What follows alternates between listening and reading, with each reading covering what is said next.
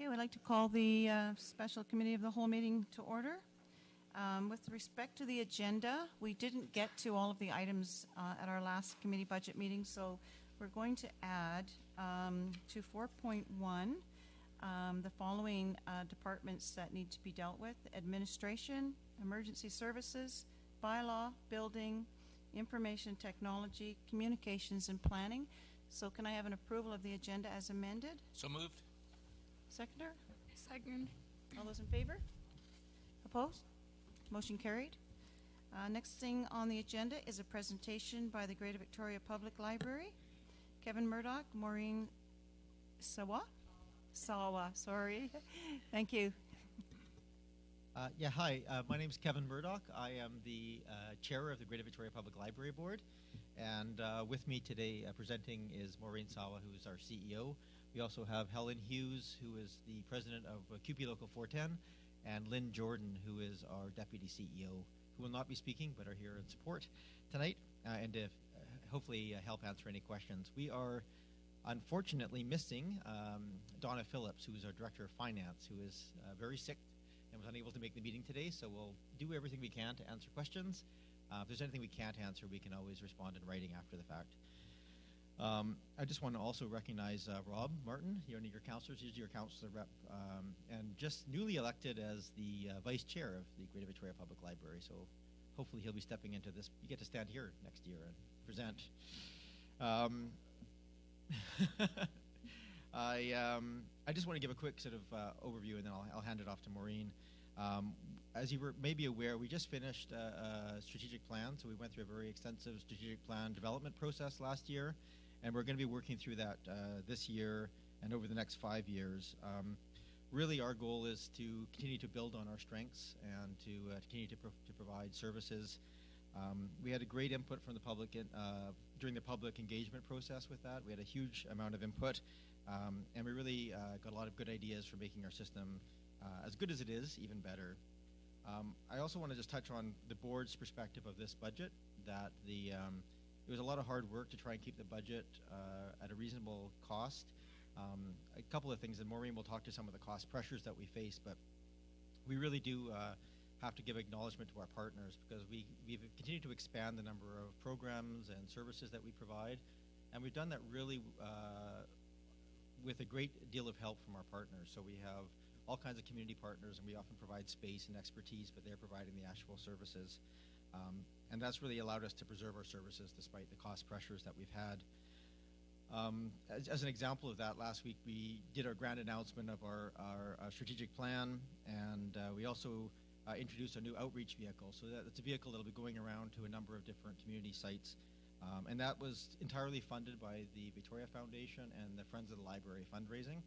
So this allows us to provide a tremendous amount of service to people that can't get to libraries. In fact, it went to last week to the Wanda Fuqua branch in the Royal Bay Secondary School as part of its rollout. So that's a great piece of that, and sort of an example of how we're going to be leveraging partnerships over the coming few years. With that, I think I'm just going to kick over and hand it to Maureen to go over the details of the budget, and we'll answer any questions that you might have. Thank you. Good evening, everyone. Thank you so much for inviting us to be here. It's really great to have this opportunity to tell you a little bit about what GVPL has been up to this year, and then, as Kevin said, we'll speak to the budget. As you all know, Greater Victoria Public Library is an excellent example of a shared municipal service that really does provide high-quality, cost-effective, responsive service to benefit the communities in our region. I think you're all aware that we have 10 physical branches, soon to be 11, and online branch service that provides library service to more than 315,000 people and municipalities. And I should go back to that previous picture. This is our most recent board group shot. You can see some familiar faces in the front. This doesn't represent everyone. We had a couple of absentees, but I have to say, having lived in the Greater Victoria area now for over 5 years since coming here, it's remarkable that we have a board of 19 people representing 10 different municipalities that work so well together to move things forward for a library service in the community. As Kevin mentioned, we have completed our previous strategic plan. We had some amazing accomplishments. We introduced numerous new digital collections. We've talked about the partnerships. We have over 100 active partners in the Greater Victoria area, and that's not talking about funding partners. That's community partners that help us provide our services and spread the word. The new strategic plan that we have, if you don't already have a copy of it, we'll make sure that you do have. It does recognize our successes of the past and builds on the future. I have a couple of things I just wanted to point out to you. We do have a lot of usage. We continue to be one of the busiest urban public library systems in Canada. Continually, the Canadian Urban Library Councils ranks us as one of the highest circulating and busiest libraries in Canada. This is a very library friendly area of the world, and the more services we offer, the more we're asked to provide. And one of the things that the board and the staff were quite I don't want to say amused, maybe bemused, is when we were doing our strategic planning consultations, so much of what some people said was either do more of what you're already doing, or it would be a really good idea if you did this. Like a really good idea if you had a seed library. Well, we already have seed library. It'd be a really good idea if you did pause for reading and kind of brought in programs for pets. Well, we're already doing that. We're introducing DigiLabs for teens. So it's remarkable that what we're constantly hearing is just do more of what you're already doing so well. Last year, we had over 280,000 sessions on our public computers, almost 500,000 wireless sessions. We had 2 million in-person visits, 4 million virtual ones, and literally, over 3,000 programs attended by almost 75,000 people, from babies to seniors. These are just some pictures to illustrate some scenes in Colwood itself. Wanda Fuqua branch, as you know, really anchors the West Shore District, and it's also home to our cataloging and technical services department. So as Kevin alluded to, this year's budget, we do have some significant budget drivers. Again, salaries and benefits, as with so many of us, that really is the largest component of our budget increase.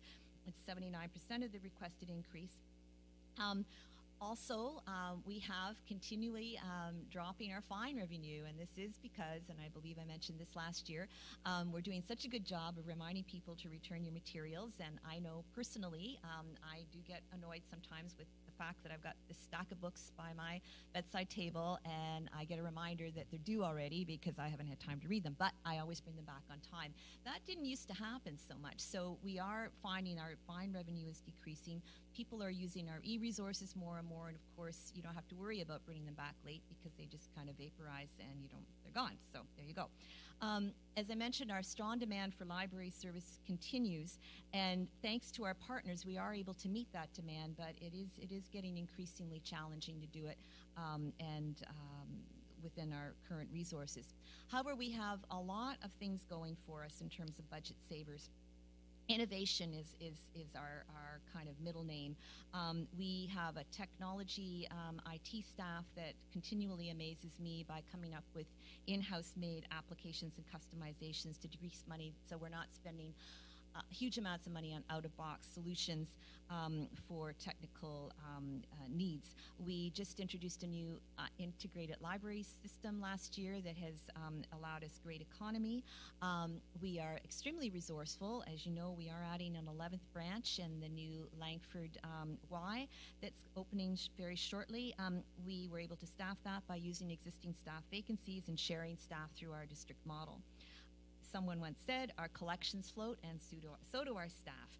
Not literally, but we do move people around for maximum efficiency. Collaboration is something that we're all very, very committed to.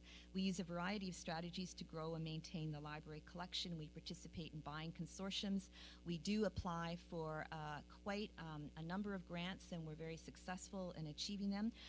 This has been extremely important this year because our buying power has really been impacted by the decreasing Canadian dollar. As you know, The dollar isn't doing so well, and although we buy all of our materials through Canadian distributors, a lot of the popular high demand material is produced in the United States and is distributed by large multinational companies. So the pricing model is something that we're not really able to do much about, and that has made what little bit of wiggle room we might have had in previous years, it really reduced that even further. Alternative sources for revenue. Kevin's mentioned that we received funding for our new outreach vehicle, very generous funding by United Way and the Friends of the Library. We received a really substantial grant from the United Way, Greater Victoria, to allow us to introduce a DigiLab program. We have Books for Babies that is funded by Times Colonist, Raise the Reader grant. So again, there's a number of grant funds that we do successfully apply for. So you do have our final budget in your package. We are requesting a 3.21% budget increase. We have worked very hard to keep that increase as minimal as possible. We're aware we're all suffering from financial pressures, but again, as people suffer from financial pressures in our community, they turn to the library more and more to act as a resource and a community connector for them. This is a smaller percentage increase than we requested last year. So again, you have in your packages the Colwood's contribution. The cost per capita increase works out to $1.23, and this is just our attempt to demonstrate that for the price of a not-so-good cup of coffee, you get quite a lot from the Greater Victoria Public Library, and you are able to offer citizens access to a wide array of library collections, programs, and services in the coming year. This budget that we're presenting to you is truly a maintenance budget. It allows us to maintain our service hours and Sunday openings. It preserves our ability to provide the service that we're delivering right now. Gives us a continuation of community partnerships, and I have to stress that as we develop our role with community partners are becoming increasingly dependent on the public library, to provide meeting space, to provide opportunities to reach out to, most recently we're doing a lot of work with our partners in terms of the Syrian refugees coming in. We were able to reallocate some funds to ensure that we had some materials in Arabic, not just for the newcomers, but for their sponsors, picture dictionaries that will allow people to communicate a little bit better. This is just an extension of the service that we always do for newcomers coming into our area. We are certainly looking at maintaining a relevant library collection.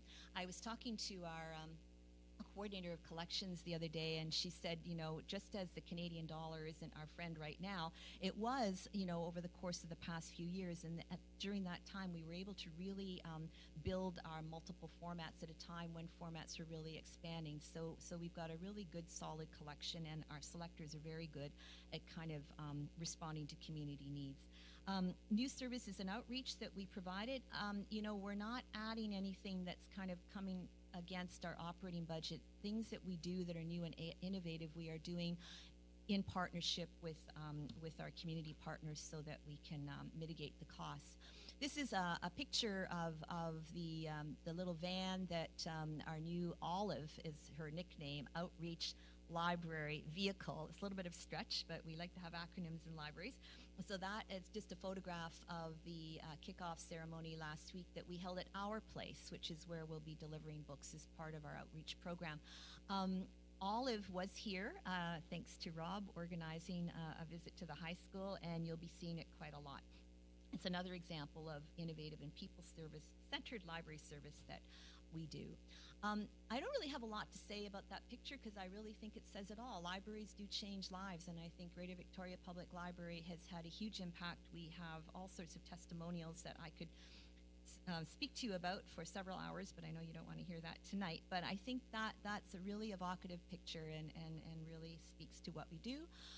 So finally, all those happy people, our chair and vice chair and myself, are very happy to be here today, and if you have any questions, we're ready to take them. And as Kevin said, I do apologize that our finance director is unable to be with us. I'll do my best, but she is my director of finance, and there's a reason for that. So if we can't fully answer your question, we'll make sure we get it to you in writing very shortly. Thank you very much. Any questions? Thank you, Maureen and Kevin. Does the committee have any questions?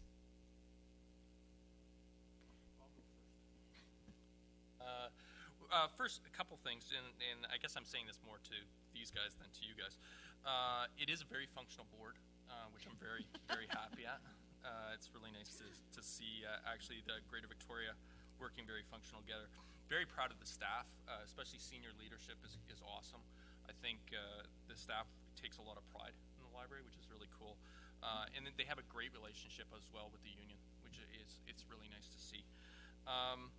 One of the things that I do sit on the finance committee, and one of the things I am disappointed about from a financial standpoint, but it's just a reality, is it would be a lot nicer if we could put more money into our collections than what we're doing right now, but that's just a fiscal reality that we can't grow as fast as we can.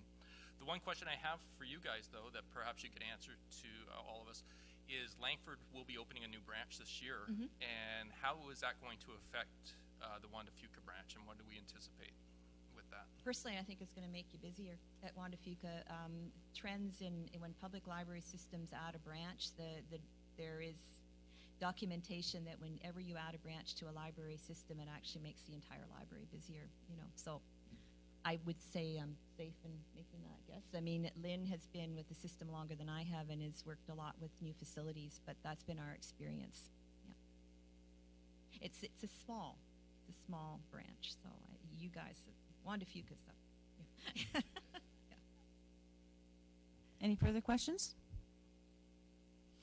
There being none, I think we're looking for a resolution to recommend to council with respect to this budget increase.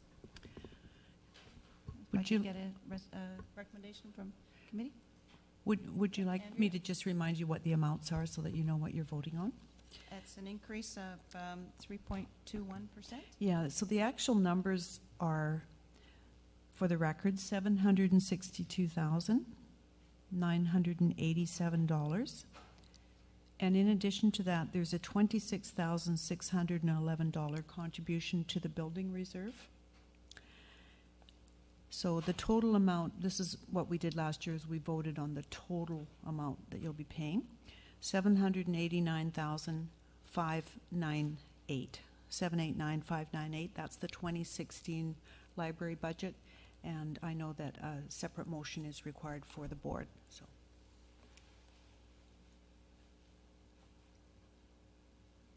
Is someone willing to make that recommendation?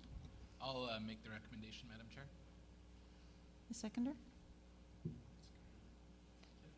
Just again, as a clarification, I know we talked about this, but I would like to just be clear.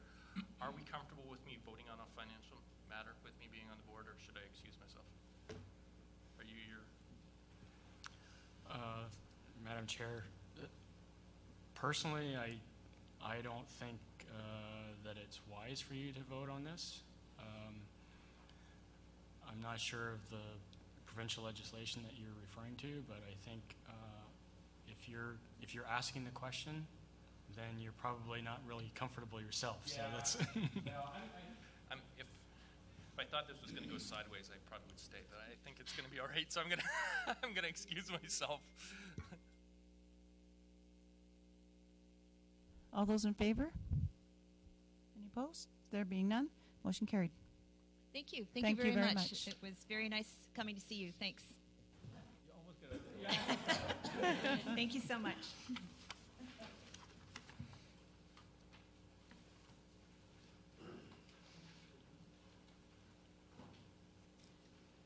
Okay, the next item on the agenda is carrying on with the review of the core budget by department. And our finance department is hoping to get a motion following each workbook, if possible, from the committee. Thank you, Madam Chair. So, just an overview of what we're hoping to achieve by the end of the evening is that we review each workbook, which is basically the core budget, because at our last meeting we looked at the special projects and the capital asset additions. We also reviewed the budget summary, which shows a small deficit for the current year of $200,000 and some, about $250,000, and I have to just correct myself, which is we probably can't pass a motion for each budget workbook because that would be meaning at the end of the day, if we don't manage to balance it, that you'd be approving a deficit. So what I wanted to comment on is that each one of you has a bit of some crib notes here. I've prepared these to help us to highlight some of the things in each workbook. I haven't got every single workbook on here. I've just pulled out those things where perhaps there's something that isn't quite a core budget item, that's a change from the normal way we do things. And, sorry, Lil, did you not get one of these?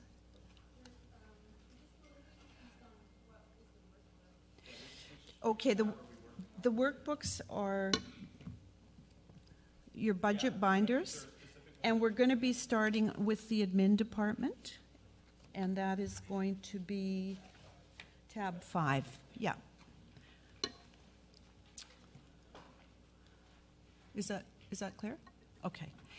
So I just wanted to hopefully streamline the discussion a little bit, which is we will look at the workbooks, and I wanted to make sure that there was a few items here that I did draw your attention to.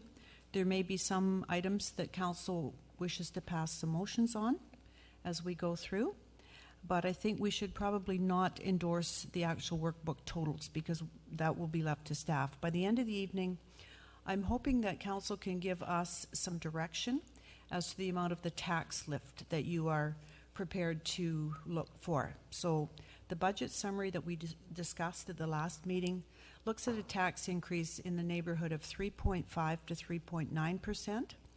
And I've used those figures because that's what council direction was last year when we set our 5-year plan. It was 4.9 last year. It was 3.9 for this year. It was 3.5 for the next year and sort of 3% thereafter. So that's, I'll remind you of that when we get to the end of the evening. But council may want to balance this themselves tonight. That might be a little bit hard to do in one evening, or make some specific guidance on some of these matters and then leave it up to staff once you've given us general direction on the tax increase, because we're very close to having this balance. This is not a big workout here. Okay? Any questions before we get started? Sorry, when you were saying we almost had a balance, do you mean balanced as in up to 3.5? That's right. Okay. Yeah. Working within that range, yeah. That's 3.5 to 3.5. Yeah. Madam Chair, what's 1%? 1% is about 150,000. Good question, Councillor Logan. Yeah. Okay.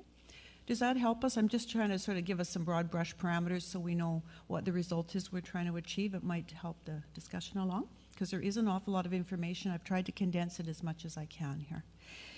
So I'm going to start. I'll make some opening comments and then I will see if our directors have anything they would like to add and if council has queries, if that's okay. So in the admin workbook, I'm looking at the summary sheet. That's what we're going to be referring to. And the salaries and benefits are a little bit lower, actually. And some of you might have noticed that and be wondering about that. And I'm under administration, the salaries, wages, and benefits. So in 2015, we actually spent $647,000. I'm sort of 1/3 of the way down that page. Salaries, wages, and benefits, administration. The budget was $659, and we're forecasting $609. And for those of you who have looked through this, you might wonder why that went down. The reason being that we did have a large severance in the previous year that we did know about ahead of time and we did budget for.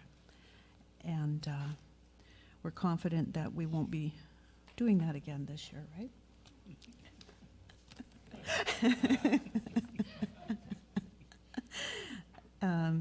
The next item, you know, I don't know if you want me to go through these or not, actually. I've got the explanations there. I was trying to sort of second guess what you might have noted. So maybe I'll turn it over to Pat for any comments that you have, Pat, and then we'll see if council has any questions. How about that? Thank you. So through the chair, I'm afraid I'm not quite as familiar with these great crib notes that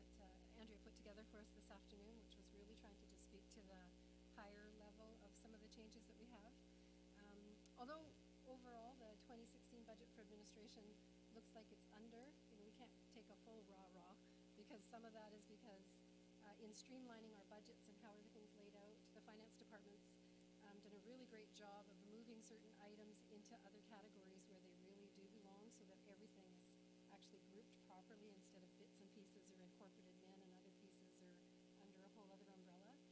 As well as we've taken a number of things that were falling under IT and have created a section that's all about IT. So, we don't have anything that really stands out quite significantly. The other thing I wanted to mention, Andrew has already covered the issue with the wages. Recreation and culture, utilities and things like that are pretty standard, and there's not much we can do about those core costs. I just wanted to make sure that council understood when it talks about the general government expenses, is that's covering a combination of things, which is our memberships, training, conferences, office supplies, equipment, newspaper ads and notices, health and welfare section, janitorial services, the volunteer and staff appreciation events, grants and fee-for-service agreements. So as much as that seems like it's a really large number, it's really capturing quite a few different areas of core operating expenses for the city. I think for everything else, though, the overall presentation of the totals, they're very similar to 2015. There's nothing that really stands out. So as much as I have a ton of notes here, I'm trying to acknowledge that we have a really long agenda ahead of us tonight. So if you have any questions, I'm happy to speak to those. Does the committee have any questions? Rob? Could somebody explain to me the bank and interest charges, why we spent close to $50,000 when we budgeted $7? Whoops. That was actually a bad debt expense. We didn't really have an allowance for that. This was property taxes that had been levied on the Ocean Grove display suite, and we did not have a signed lease on that, and we had to subsequently reverse those taxes. Okay. If I can just continue. Why, under janitorial, I'm just curious, I see that we're pretty consistent with our budgeting moving forward, but last year's budgeting, we had only budgeted 32 and we were basically double that. And is there a reason why we had such a 100% increase?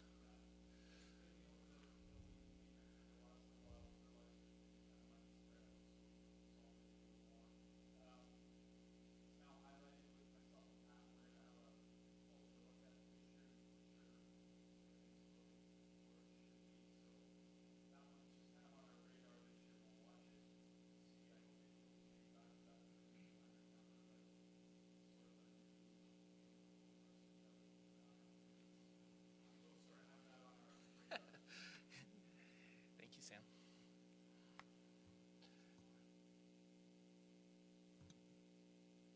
If I could just expand on that as well. So with the supplies, we had some monies in the public works budget, some monies at City Hall, so we're trying to watch that closely and make sure we're also not double budgeting. But as well, the salaries have increased a little bit. The Director of Finance has provided a little bit more funding, I think about $3,500 or so, because we also have an auxiliary building services worker who has to work sick relief or vacation relief when our regular employee is away, and that wasn't properly funded, and so we've tried to capture what it cost us next year, expecting a similar cost for this year. Any further questions? Gordy?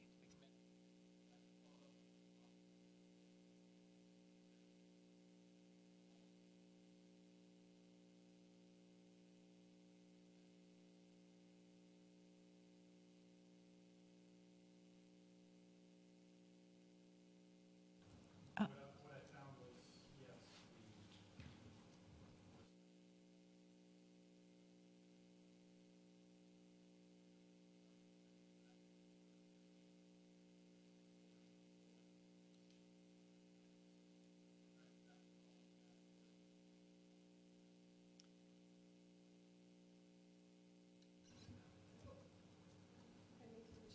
I think this City Hall maintenance supplies, is that the $6,500 not to do with City Hall maintenance as in the building?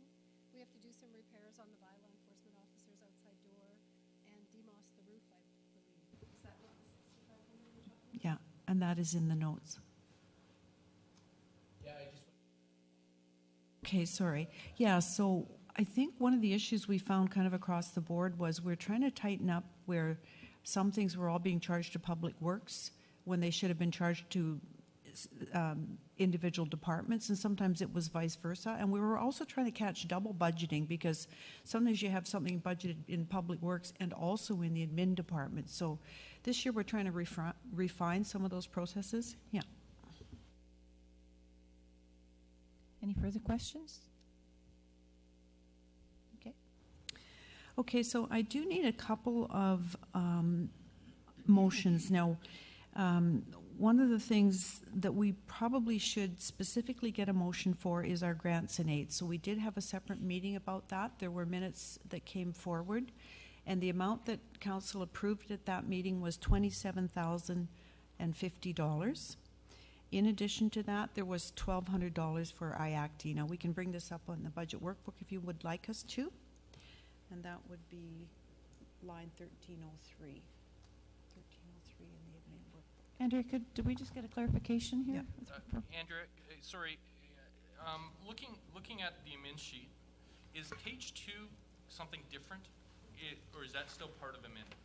Because I do have questions about Solar Colwood. Okay. Or is Solar Colwood going to be addressed? Well, no, you can ask, because Solar Colwood, we go ahead with your question. Because Okay. in the past, it was all rolled up into admin. Right. And when we discontinued Solar Colwood, it really skewed the numbers. You might recall last year we were trying to explain why revenues and expenses had these wild swings. It was because we'd pulled $1 million out of the equation from Solar Colwood, right?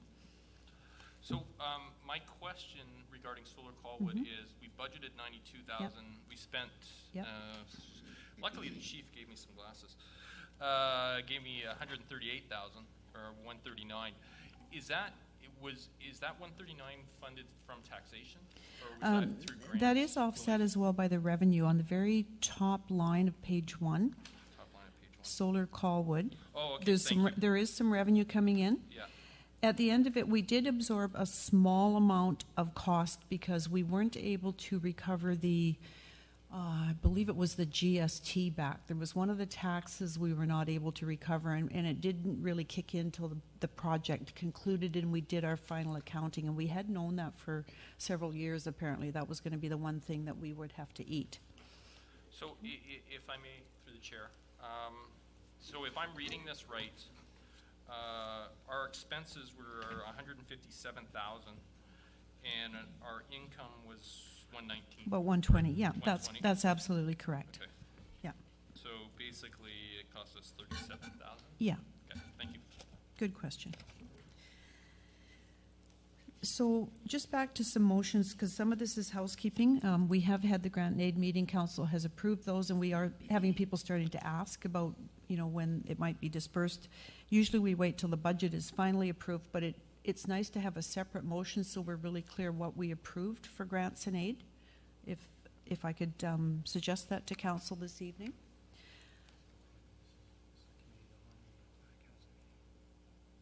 Okay, recommendations, yes. Okay. Thank you. Pardon? Okay. So how do we get that? We have to wait. Okay. Thank you for the clarification. So we've done the library. Now the other thing, and let me know if I'm offside here, is we need a separate recommendation as well for the West Shore Parks and Recreation Committee. And now that Councillor Cynthia has joined us, we have quorum for a vote on that. Yes? Excuse me, Councillor Martin and myself need to excuse ourselves as we sit on the West Shore Parks Board.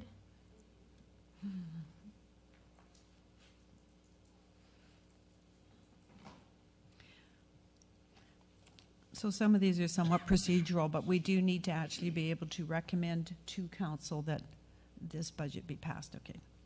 So the amount for the 2016 West Shore Parks and Recreation budget, which was presented to us at our last budget meeting, was $1,120,320. And if we could have a motion to that effect.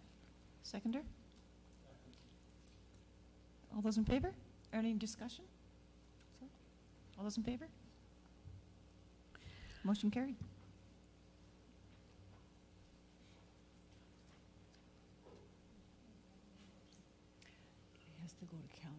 We're not able to do it at committee. Yeah. Oops.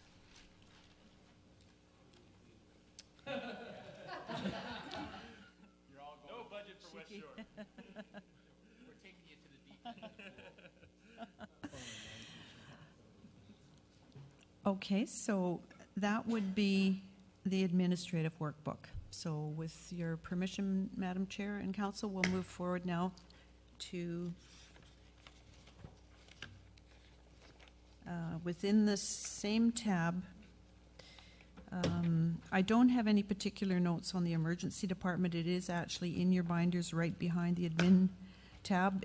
I don't know if you have any comments on that. I didn't make any because there wasn't really anything out of the ordinary. It's a very small budget. The only thing we talked about at our last meeting was they were looking for a special project money for some storage over by the senior center at West Shore Parks and Rec. Emergency, that's our emergency ops center.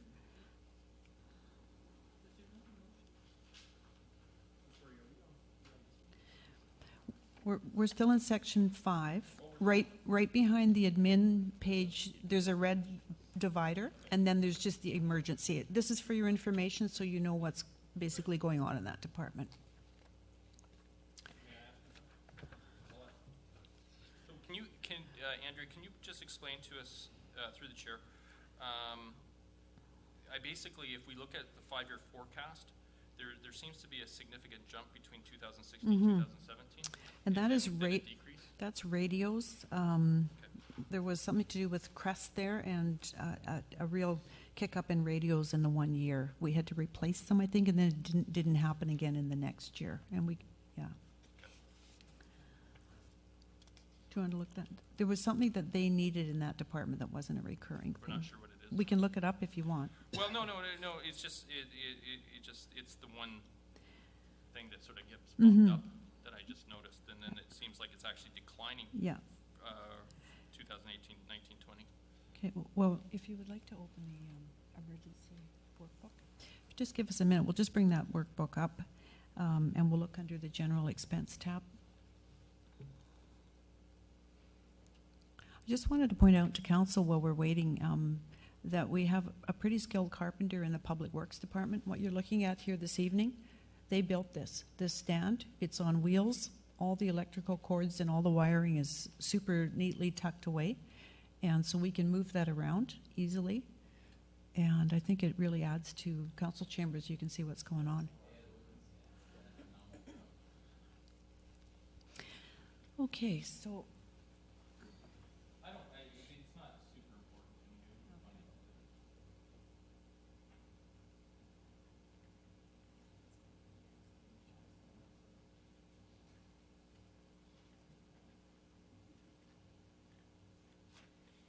yeah, it definitely looks like it's linked to the Crest levy. We could potentially get back to you, or no?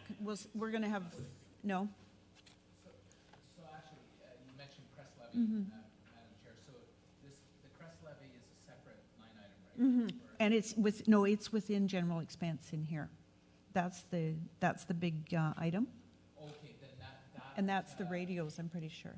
yes, then that would explain the spike in 2017 and down. It's the migration to sorry, when I was thinking. I'm so glad we've got the chair of Crest here. That's exactly. Carrie? Just further on the Crest, something that I haven't really been able to formulate in my mind is that particular line, does that cover all of the Crest radios within Colwood?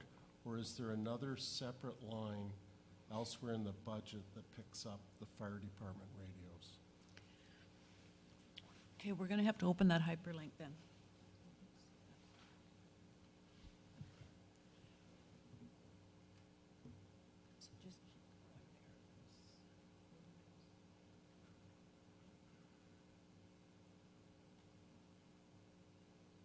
So can you see those figures? If not, I'll read them out. This is where the figures are coming from in the budget.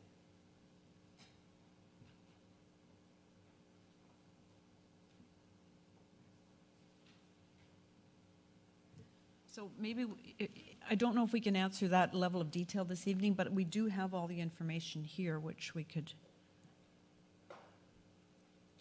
And I believe, based on that letter, because I did receive that, and I passed it on, it was my Yes. understanding that that incorporated all of the city's crest radios. Okay. With the exception of yours. Yes, that's correct. And you know what? That was such a, if I may, that was such a good question, because I kept wondering why we were under budget here. And I think what's been happening is we've been budgeting the whole works here. Then the bill comes in and some of it goes to the fire department and the rest goes here. That's why we've been under budget here. Very good question. So we've just saved some money in the fire department budget, I guess. Okay. Yeah, well, don't think we're getting a second game.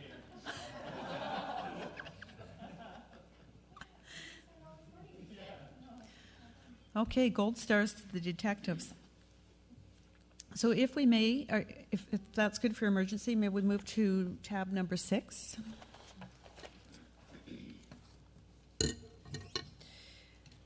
So tab number 6 is our bylaw department. I have highlighted a couple of items here for council review.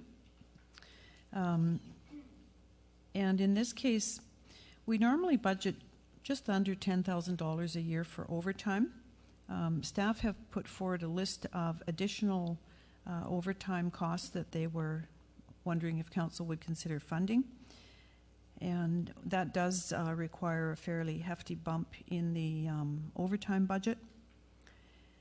And that is mainly triggered by working on stats and holiday coverage on weekends.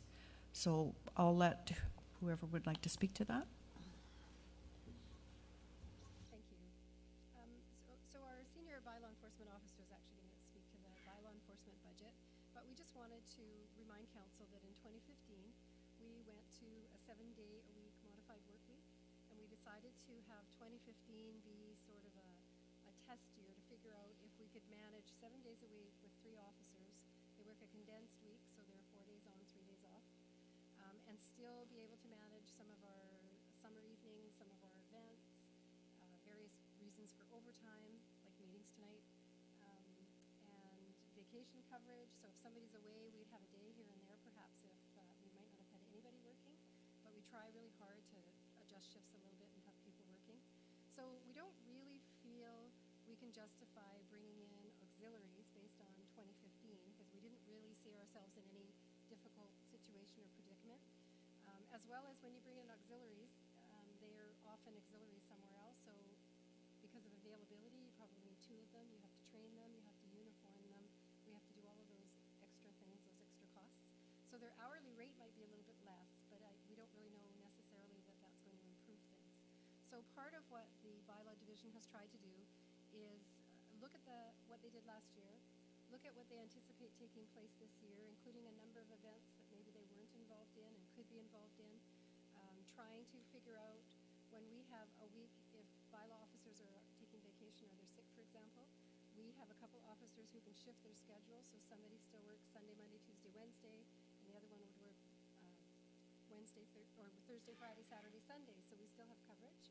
But we can't always do that, or sometimes someone's going to be off. So if council is adamant that they always want somebody 7 days, we have to call one of those officers in, and that person's going to have to work overtime, and that's time and a half and double time.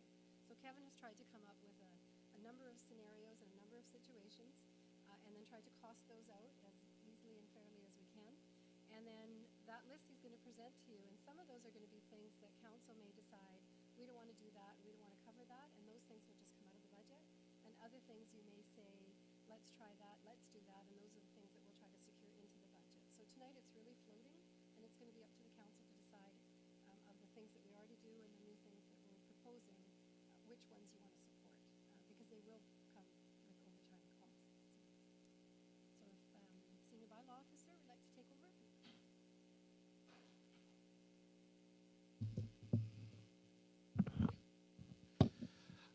First thing I can say right off the bat in the budget is there's a $20,000 legal. that legal was going to be for secondary suite prosecution, and I've been informed through our CAO that that item is going to be removed. It's going into a global budget, so that's now coming off of my line item, so there's $20,000 right off the bylaw budget on that item. In regards to overtime, Rock the Shores has been an event that council has always had bylaw enforcement work, and it's been an in-kind donation.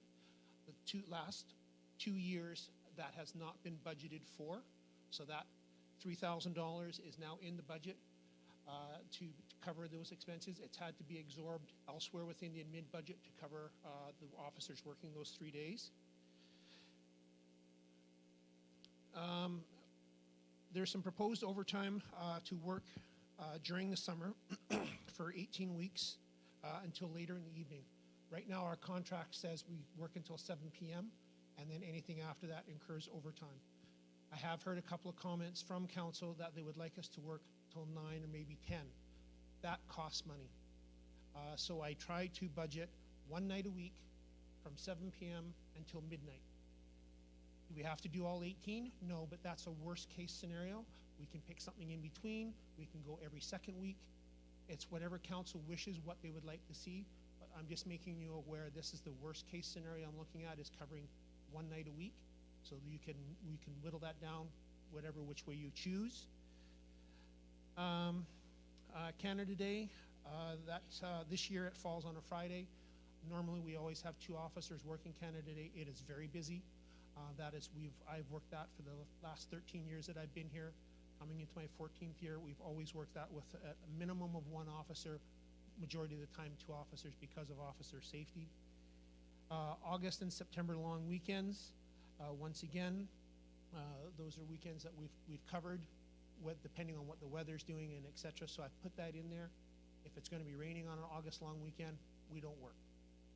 We try and rationalize what we're doing, and if it's raining, bad weather, there's no need for us to be around and out there working those weekends. Halloween evening is another event that previous councils and this council has asked us to make a visible presence. So we have always worked, but once again, Halloween is a floating day. This year it falls on a Monday. So Friday and Saturday nights, we may have 1 officer working on a Friday or Saturday night. If it's extremely busy, we would call in a second officer. Halloween night being a Monday, we will have 1 officer working. We budget for 4 to 5 hours, but if there's nothing going on at 9:30, 10 o'clock, we call it quits and we go home. So we're being conscientious with our spending and not staying out there unnecessarily.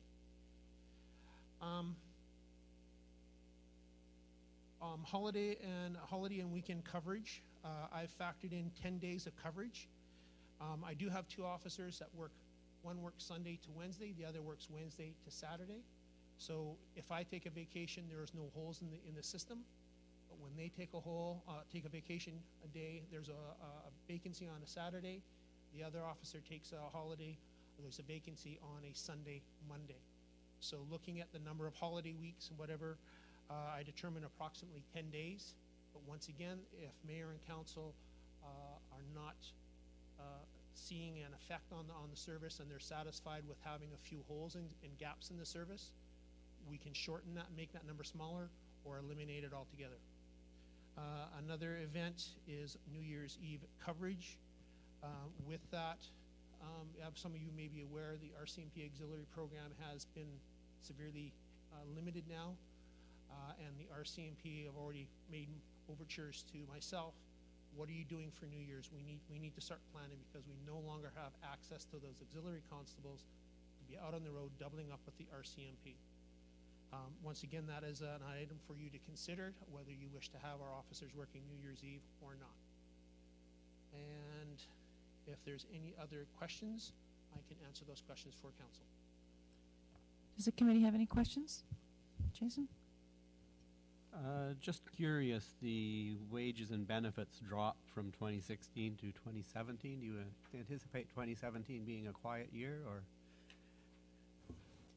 Sorry, what we? Salaries, wages, and benefits dropped from 280 and change in 2016 to 264 and change in 2017. I can answer that because I just noted that when we were just looking at the overtime, it hasn't been budgeted for future years. That's why it's lower.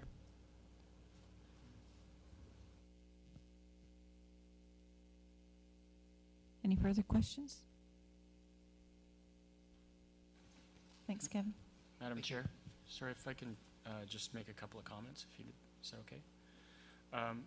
Just for, I'm going to use some terminology that I'd like to council to start getting used to, and the overtime proposals that are before council tonight, I would call service level increases. And typically, this is how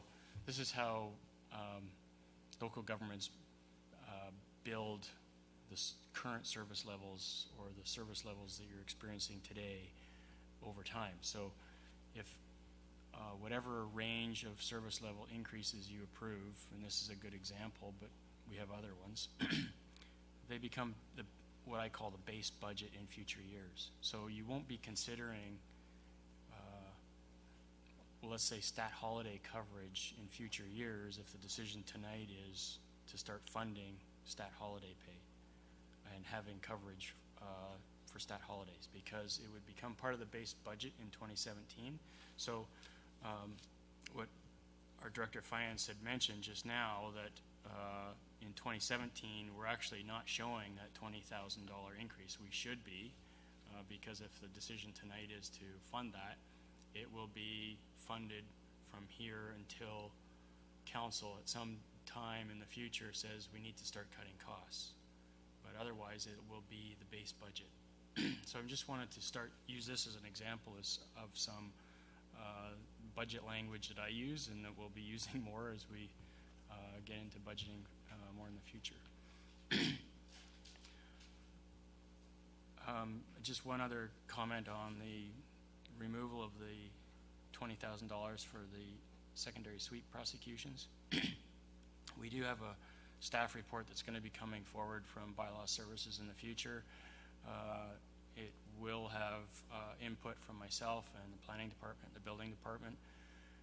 If there is a decision by council to start secondary sweep prosecutions, by the time we get through the report process, through public consultation and engagement, it would be a very soft start, and the costs, any legal costs that we might incur in 2016, we think we could absorb in the existing legal budget, and that's why we felt that it was safe to remove that $20,000. That was it. Cynthia? Thanks. I think I would feel more comfortable with a report on whether or not or what our options might be. Because I think, well, my personal feeling is that I of course would like 7 days a week coverage, but I'm not sure that I'm prepared to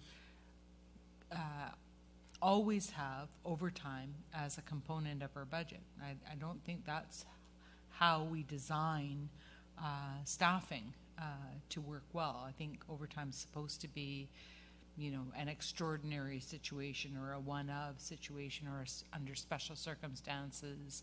I don't think it's supposed to be a regular planned occurrence.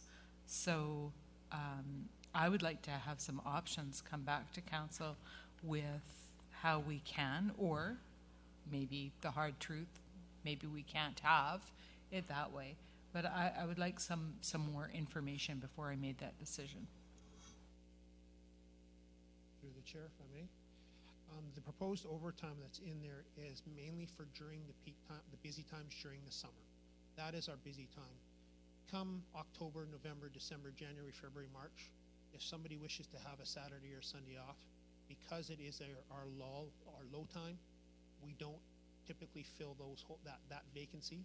It's during that summertime when we have the warm weather, we've got the festivals on, we've got all these different little projects and little things going on. Those are the things that we look at, and I talk quite closely with the Director of Administration.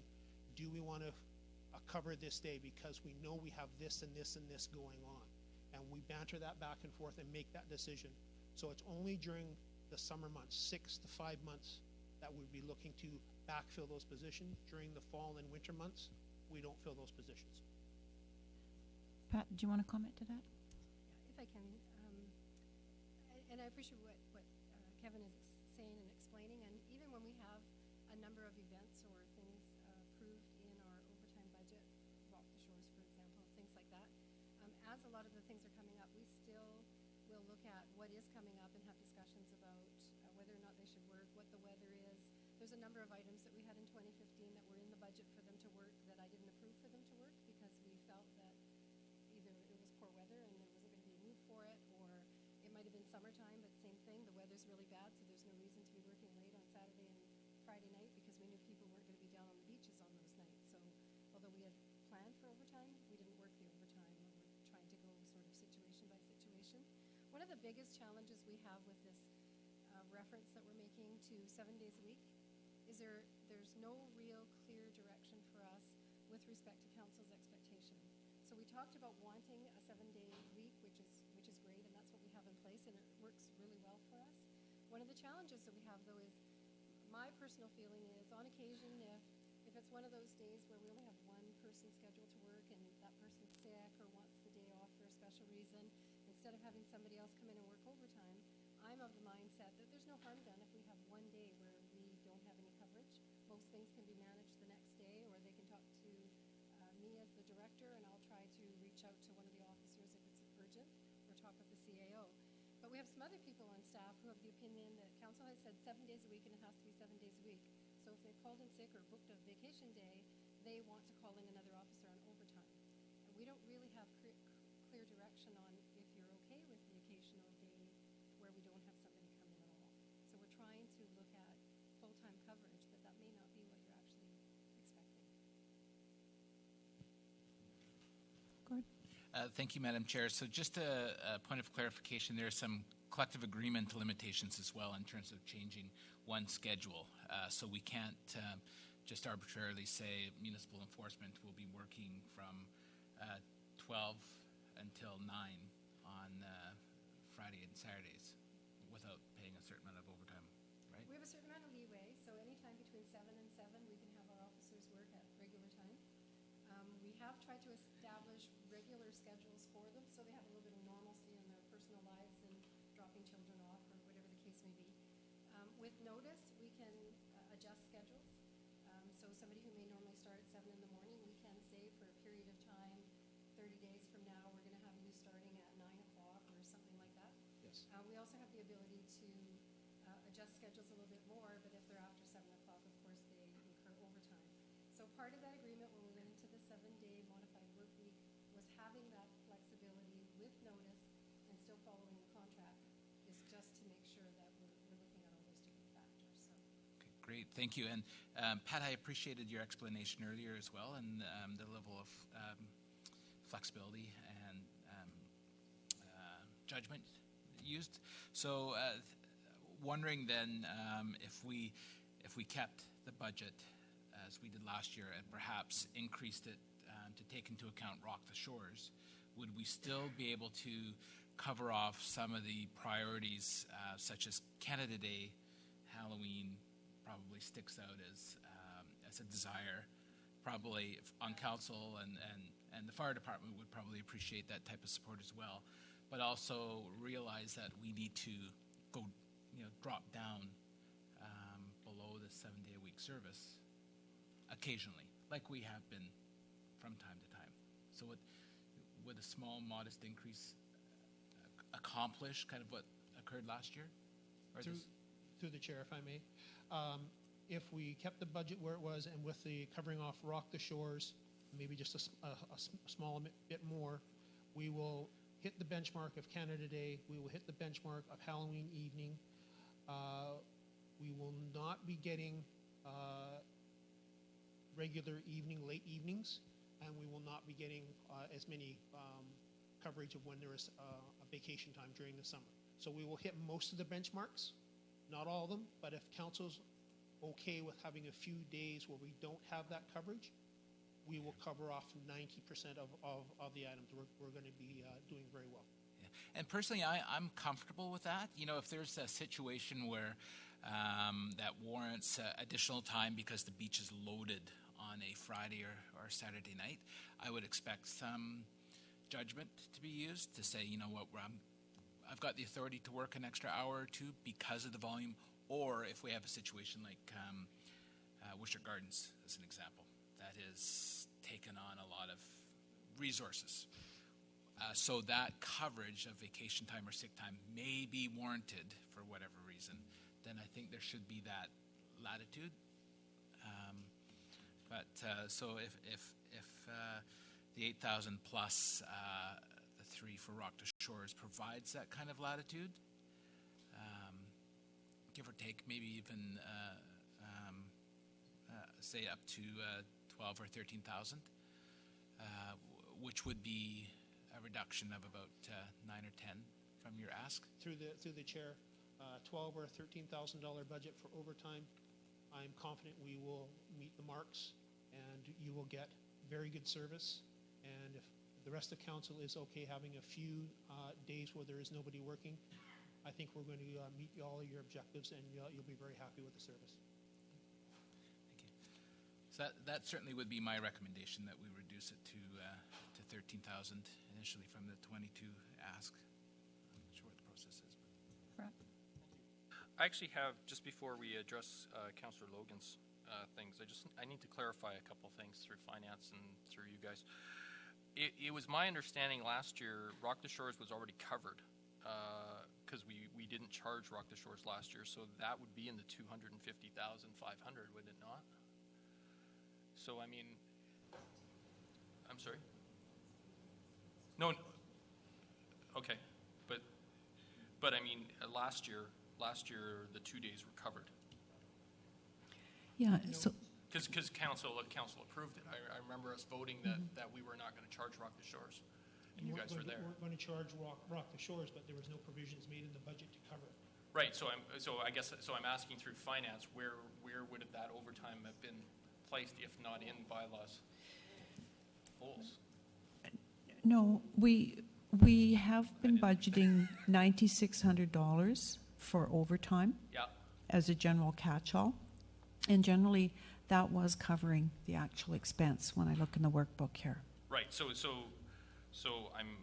just saying this, that the actual of 250,500 included the overtime that was spent at Rock the Shores last year. So, which leads me to this question. If we look at actual, which included overtime last year, 250, and now we're looking at 280. And even if I minused out the $20,000 off of legal, I'm looking at a $41,000 increase from actual of 264 to 307 for 2016. Correct? So I'm trying to understand if we're basically saying there's $12,000 to $15,000 worth of overtime in there, which I think is actually already being captured in the actual. Where is the other 20,000 coming from, or where's the additional $20,000 of expense? Okay, so one of my notes there talks about the travel and training budget in bylaw, and that was something I did flag because the actual that was spent between those two budgets was only $2,100. The budget last year was $5,000, and the budget this year, and there's various reasons for this, but I'm just speaking to the numbers, is almost $7,000. So there's about a $5,000 difference right there. And I'm sorry, Andrea, is that being captured in the general expenses? Yes. So general expenses includes training? Yes. So that's right. Why the number went from, so they didn't do the training last year, and that's why it's only 10,000 compared to the 18 that they should have done? Yeah. Okay. When we do the budget up for wages and expenses, we do have to, we do the best we can with what the actual dollars are, but we do have to do some estimates. Overtime is one of the ones that, we throw an amount in, but it never comes out, exactly what it is. So there was some difference there. Well, and maybe I'm reading this wrong. I'm sorry, through the chair. But if I look at 2016, 281, which includes overtime, and the actual of 2015, which is 250, that would suggest to me that we're paying $31,000 this year, or expected to, in overtime. There Or are am some I wage, misreading that? there are some wage increases in there that we're budgeting as well, which will drive the Oh, yeah, difference. like the 2% or Yeah. whatever. Okay. And, yeah. Through the chair, through the chair, there was also, when we agreed to go to the modified work week, there was also a wage adjustment for that as well. So that got captured in 215, I think it was. So there was a 1% lift for taking the modified shift, the work week, and et cetera. So there's a couple of little factors, and I guess this is very general. We can drill down, but Well, no, I guess I'm sorry. Yes, this will be my final statement on this. This is just I guess I'm just confused from an overtime standpoint because 2015 captured overtime, and I'm trying to figure out what the additional. It sounds like the additional overtime that's trying to get captured in 2016 is the 18 days of working additional nights, because a lot of the overtime. So, for example, I know Bylaw worked last Halloween. yes, we did work last and Halloween. I know they worked Rock the Shores. So I mean, if we look at those line items that we're putting in 2016, they are captured under the 250,500 for 2015. So I'm not sure. I feel as though I'm double paying it. If I paid overtime in 2015 at 250, but now you're dividing them out and taking them out, I don't know where the additional line items amounts are coming from. That's just where I'm confused, and if I can figure that out, that'd be great. Cynthia, did you have something? Pat had her hand up too, so maybe Pat wanted to go first? Well, I think I can explain some of it, probably not all of it. But the salary, wages, and benefits, of course, will have the factor that we have every year for increases, benefits, and all that other type of stuff.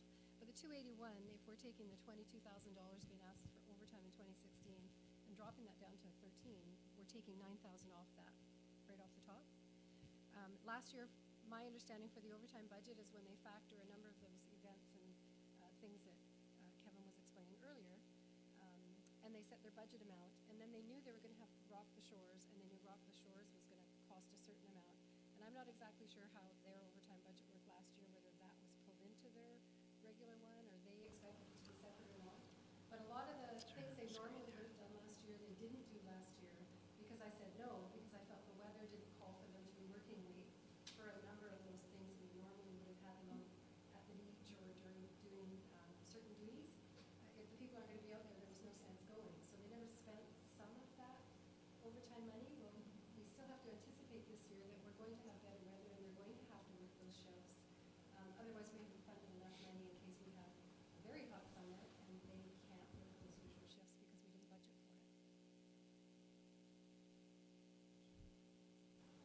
Cynthia?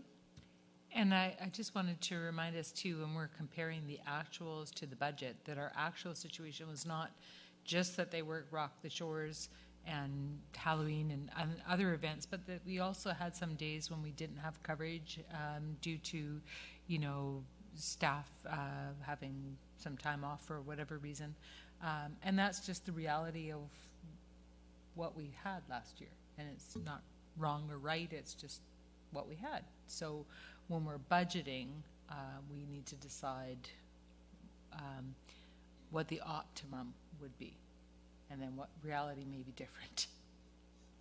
Through the chair as well, with the new modified work week, we no longer incurred overtime for Saturdays and Sundays, i.e. the Ryder Hesjedal ride. There was an officer working for there, so there was no overtime for that. That came out of regular salaries. So in previous years, that budget item was there. It wasn't used. So that money just keeps moving forward.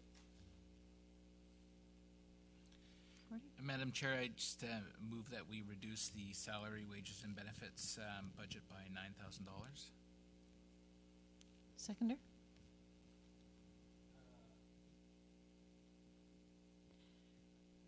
Jason? Yeah. All those, discussion? Yeah, so we don't need a seconder for anything. Oh, okay. All those in favor? Opposed? There being none, motion carried.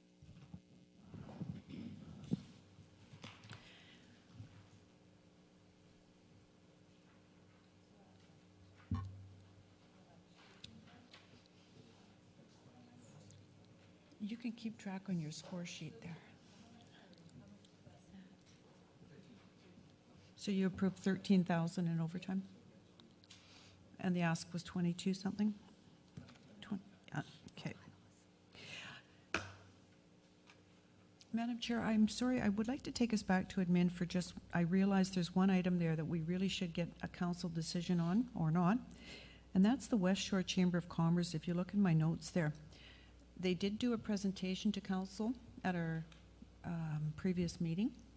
They didn't ask for a specific amount of money this year, but it is something that I think as staff we're a little bit uncomfortable deciding on for you in terms of how much money you would like to allocate. So there was 19,000 in the budget last year, and they only submitted invoices for 10, just for your information.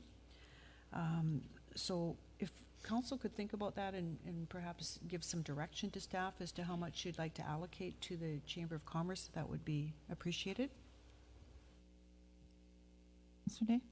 Just a question on that. I believe they and I'm flying by the seat of my pants, as per usual, but she requested doing a fee for service, and that was how we had it set up before. But I'm not aware of any parameters for that, whether it's $10,000 worth of services or $19,000 worth of services. I don't have anything to judge that by. Wondering if anyone else does.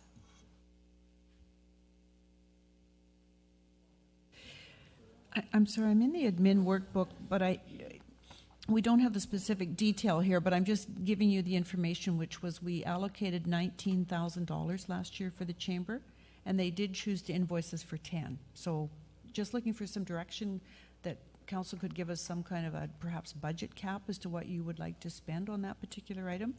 That is basically a grant that we give.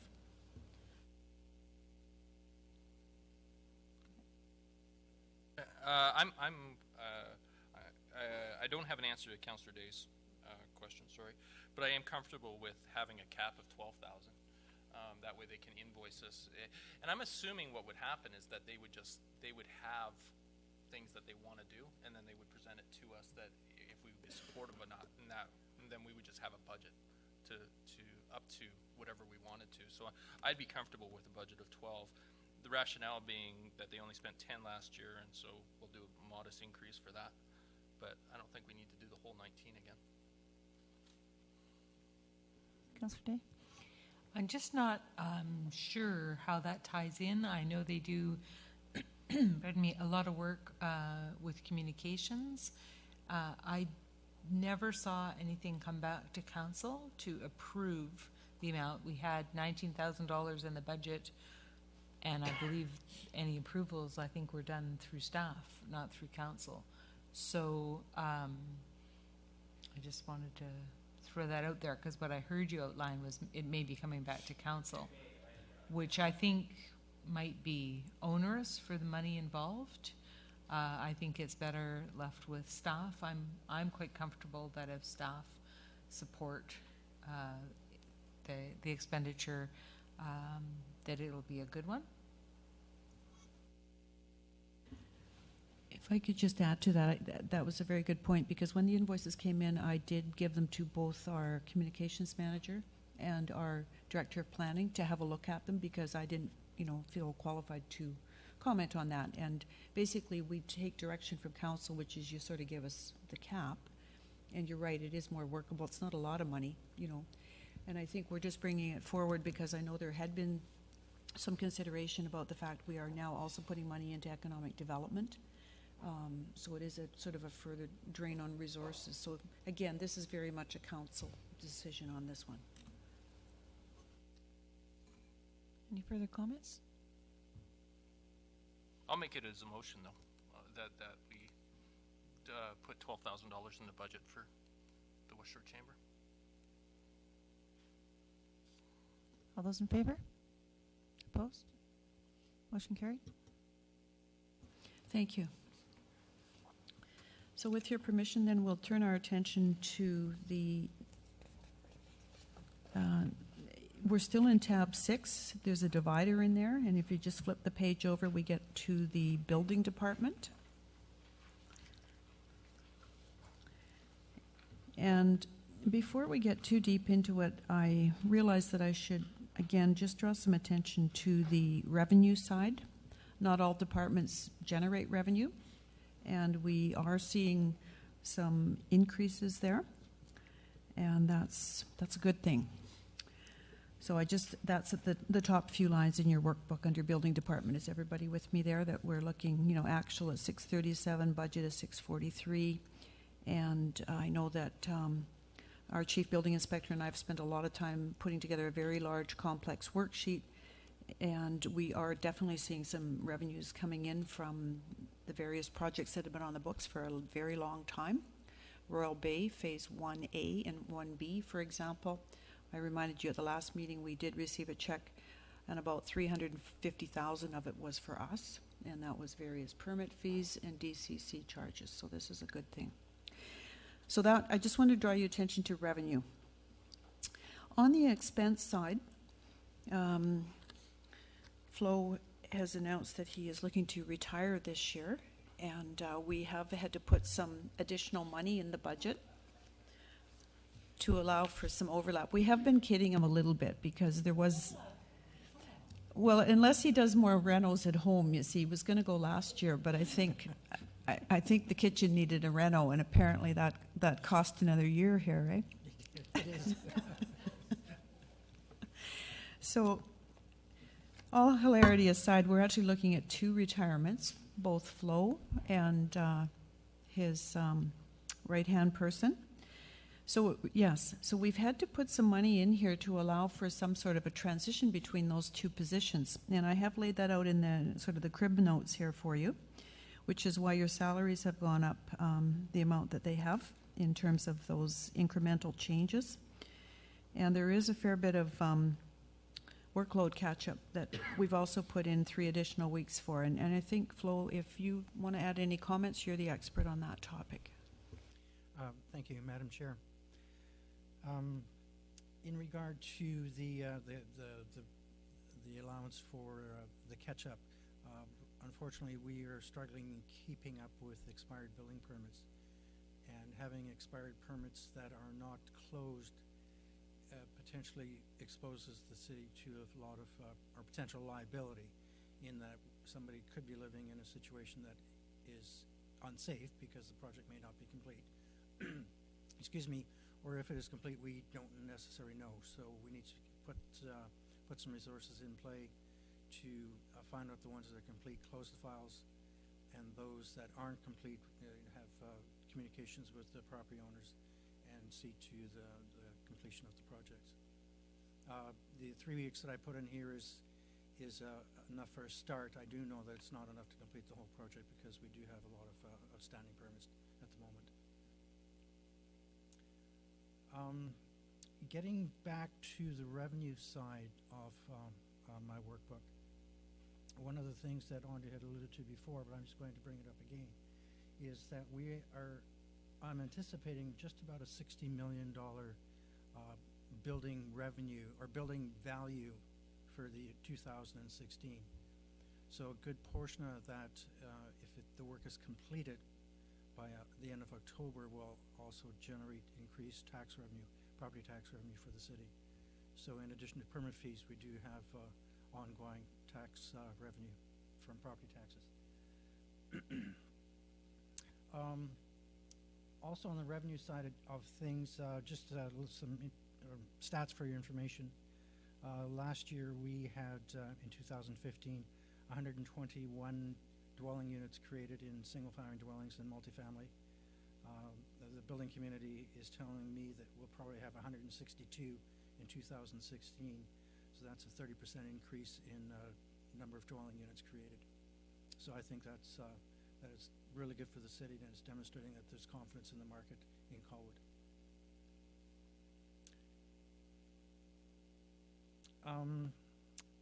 Is there anything? I think our revenue, we're showing a revenue forecast of 667,000, which is approximately 315,000 over expenses. So it's fortunate to be in a department that does realize a profit. Well, I say this carefully. We have a surplus of revenue. But I think, having said that, I'd sort of leave it open for questioning from the chair. Are there any questions? Rob? First of all, I want to congratulate you. I'm actually blown away how accurate your budget to actuals were from a revenue standpoint. That's pretty cool. My question, though, is yesterday or on Monday we had BC Assessment out, and they basically showed us the chart of basically our income growing, or excuse me, our property value growing from about 30 million a year to anticipating up to 90 million this year. So it's, you know, it's on a 200% increase. I don't know, I don't see budget or actuals from 2014, 2013, 2012. So is that number, I know you're realistic with these numbers, but I guess I'm just trying to correlate what BC Assessment told us about the huge increase, and yet we're not really seeing that in your expected revenue. And I'm just curious. Through the chair, that's my caution coming into this workbook. There's a lot of things at play in the marketplace. You know, somebody has a hiccup in Syria or Iraq, and we see it. We see it almost instantly because the banks get nervous. And if the banks get nervous, the building loans dry up or become more and more difficult to gain. So I try to be extremely cautious when I bring these numbers forth because I don't want to have an expectation that we'll have revenue that may not mature. Madam Chair, the assessment numbers also include new land that's been created. So when a property is subdivided into new lots, the values of all those new lots are classified as real growth. So that's the new construction as well. It's not just improvements. So just one final question, if I may. So are you, I know you're being conservative, but with both Omni coming online this year, plus Royal Bay coming on, I don't know what 2014, 2013, 2012 looked like income-wise. Was it about a third of this number? Or because it just doesn't seem like we're getting a big bump with these things coming online this year. And I'm just curious. Okay.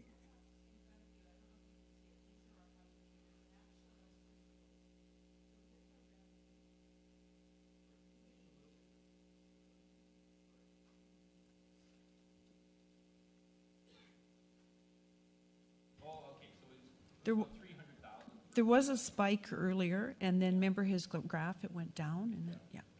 Okay. Jason? Once again, the question is between the salary, wages, and benefits.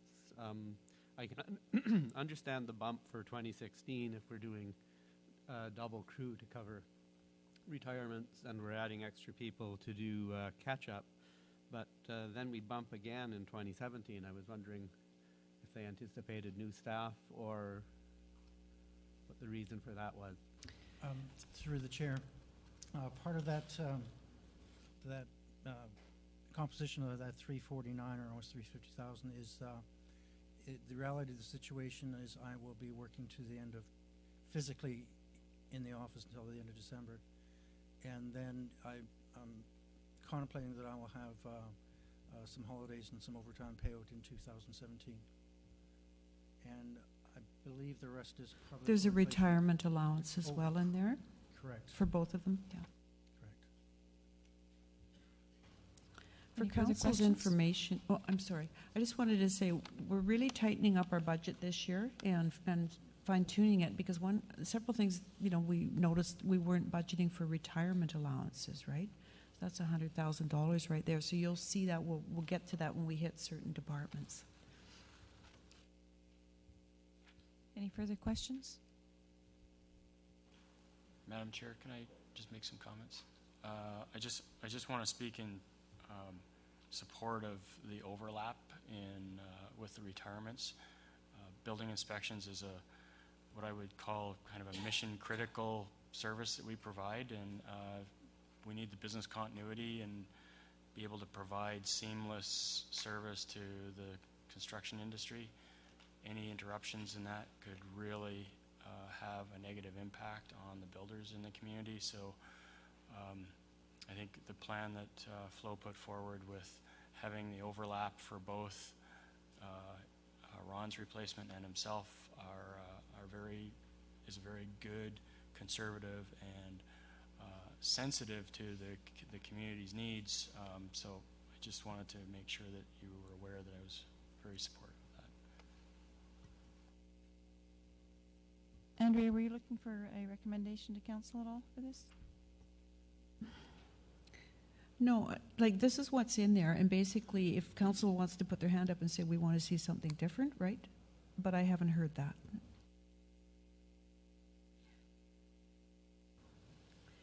Okay, so if, with your permission, may we move forward then to the next workbook, which is tab 7. And this is info technology. I'll just speak very briefly to a couple of items, and then I'll let perhaps go into some details as required. So last year we brought forward a recommendation to council which you approved, was initially for a new IT position to be created. We didn't have one, and it was approved for basically half the year, and then it was approved to be for a full position or some combination thereof. And what we've been doing is we have been leveraging PERS expertise as a consultant, and we've been basically using the number of dollars that have been budgeted for salaries for consulting fees. And I just wanted to make sure that council was clear, because it was basically sort of a budget of $52,000 last year and increasing up to $94,000, which was what was budgeted in total between consulting fees and salaries, just so that council can understand what was going on there. The next item is, we do have a lot of detail here, but in a nutshell, the IT support budget. And again, we've really refined the process. Before we didn't know what we were spending on IT. It was all over the place. Every workbook had a few dollars in it, and most workbooks didn't have any dollars in them for things like repairs and maintenance of equipment. And it was just like, oh my gosh, something's broken again, and let's go down to London Drugs and pick up a new part, with no thought, no bargaining. So this does appear to be a bit more money, but I also think we're getting excellent bang for our buck. Now, some of the reasons we're seeing an increase here from 140 to 195 is there was no budget for equipment repairs and maintenance, and we now have a plan which ties into the strategic plan we talked about at the last meeting, so that we don't have things suddenly, they still break down, but we've got a plan to try and prevent that. We've got some preventative maintenance going on, which is really nice. And just as an example of this stand that you see tonight, which was done in-house, that's just a really obvious example of some of the things that we're doing to improve our IT service at the corporate level. The American dollar does cause us some grief in this particular budget line item, because all of our software tends to come out of the United States, and there's currency problems there, as we all know, if you're trying to get out of the country. So we've put an $11,000 contingency in for that item. And we also do have some increased license fees, because PER did do an audit for us to make sure we were on the side of legal, that we weren't using more licenses than we were paying for. And we discovered there was a few issues, and we've had to pay for a few more licenses. So that's that item.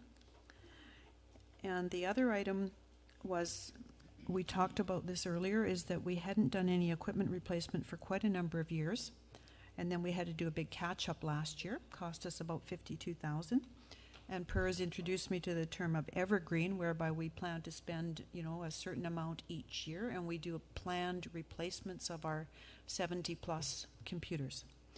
So having sort of touched on those, Per, I'll turn it over to you if you would like to add any comments. And if you want us to bring up any workbook information, let us know. Great. Thank you. I really have nothing else to add. I think, Andrea, you've done a great job covering off the fact that we've got the software side and we actually have the hardware side. And we've gone through and laid it all out for the next 5+ years. So we're pretty confident in what we've got. Everything that we're building, we have planned and laid out the maintenance. So as we put the fiber in this year, we've got a plan that basically adds and improves the reliability of all the equipment and all the services that we need to run the operation. So I'd be happy to answer any detailed questions. We did not provide the detailed breakdown of all the hardware and all the software, but that is certainly available for council if they want to see it. Any questions? Rob? Sorry. Okay, so can you tell me the difference between line item equipment and line item IT support? Because in your notes, the notes are saying that there's $19,000 for equipment R&M, and I'm wondering why that $19,000 isn't in the line item ahead under equipment. The equipment in 2015, the 50,000, that's really the workstation refresh, and we've taken that out, and that's now into the special projects. So that's just where it was budgeted in budgeted for this year. For the IT support, that's basically all the hardware and software and support things that we need, and we just bundle it all together. So hardware is actually 19,000. That's part of the IT support. And if you look at what hardware, the servers, and other back office stuff that we use, that's comes to $19,000 for this year, for 2016. That's hardware, but that's hidden. Shouldn't say it's hidden. It's part of the IT support. The other 120,000 is purely software. The software, and I can break down all the software versions, and for iCompass, for CityView, and so on, are all detailed in there. So, Councillor Rob, does that answer your question, or is that? Yeah, no, the answer is it. Kind of. So, does the IT support also include Langford? The money that we're paying Langford? Correct. That's in there. Okay. So, just looking at line item notes, we've got $19,000 for equipment, $11,000 for contingency license fees because of the U.S. dollar, which brings us to $30,000, and there's a $45,000 increase. So there's a $15,000 difference still not accounted for. So can you tell me where that other 15 is going? Sure. See, I was trying to not get into all the individual licenses, but basically the difference is more licenses. Yeah, we were trying to get legal there and pay for the licenses we were using. Mm-hmm. Cynthia? Thanks. I think it sounds like you're doing a great job, and my only concern is that the only time I've heard anything about our IT plan is at budget. So is there some sort of a report that's coming to a committee that tells us what your plan is so that we can be on board with it? Okay, so we can't quite move quickly enough, but Per's been moving pretty fast. He was initially hired to do a couple of real simple projects, and we never thought he would get to drafting a strategic plan. Well, he has. And staff would like to review it first, but it will be coming forward to council in the next couple months. I think it's in pretty good shape. It's sitting in Ian's office. Okay, well, there we go. You've got it. So it's just a matter of staff getting time to look at it, and then we need to have some discussions because there's some decisions that need to be made. The world is not black and white, as you know. Yeah. So we need to sit down, probably bash out why am I recommending this versus recommending something else. So I think there should be some discussions at the staff level before it comes to council. So then what I'm getting is that's in process, and there will be a report coming forward, which I think is great. So I just want to clarify then that leaving these amounts in the budget doesn't mean that they'll be spent. It means that they're available to be spent once we make a decision. Good. Ian, did you have something to say? Yeah, through the chair, I'd like to put my 2 bits again here. I don't think, I've introduced this whole discussion about service level increases. In the IT budget, I don't think this is a service level increase. I think it is essentially somewhat like asset management. And as much as we don't really treat computers and software as assets, we do we do view our staff as assets to the organization. And it's not unlike hiring a laborer and not buying him a shovel. If you hire a staff member, there is a bunch of ancillary costs that are associated with having a staff person, and those are IT costs.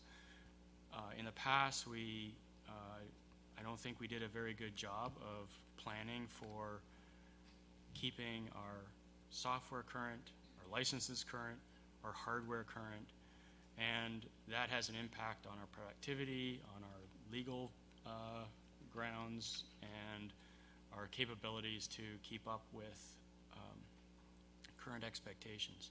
So what this is now doing, and it'll come out more in the strategic plan, but what this is really doing is all it's doing is maintaining our current level of service with our human resources. And the stuff that we talked about in the special projects, having that evergreen plan, we put it in as special projects. It's flagged as being somewhat of a change in the way we've been doing things, because in the past it's just been, now we have to spend a gob of money on computers because we haven't been planning for it. But really, it's just a continuous level of service and recognition of costs that we should have been recognizing in the first place when we made commitments to hire staff to do this work. And so as we keep going, I'll try and flag things that I think are service level increases. This I don't think is a service level increase. It's just a realization of costs that we have not recognized in the past. Rob? So,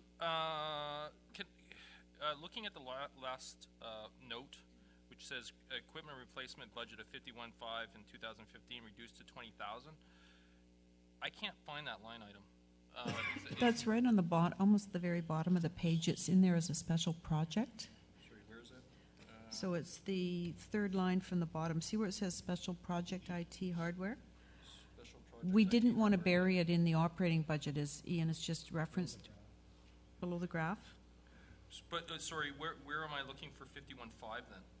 The Is 51.5 51.5 was up under equipment. See the Oh, okay, so they're different line items. Got yeah, it. what we've done is we didn't want to bury it up there. We wanted to show council that this is a bit of a change. Like, we wanted you to be really clear what's happening here. So we've put it in as a special project, probably for this year, just so you see it hit you in the face. And my final question is, with Per here now, do we need to budget $20,000 for consultants? Well, he's not working for free. Well, is he not being paid through salary?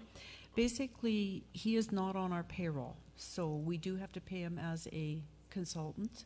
And we have done some math, and basically at this point, we're trying to maximize PER's usage to us because of the level of knowledge and experience that he brings us. Yeah. I think he does more in a day or two than some people do in a week. It's amazing what we're getting.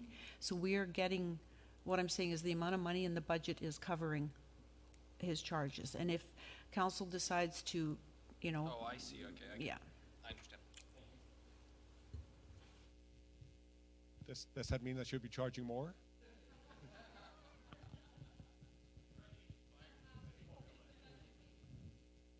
Is there any further comments or questions?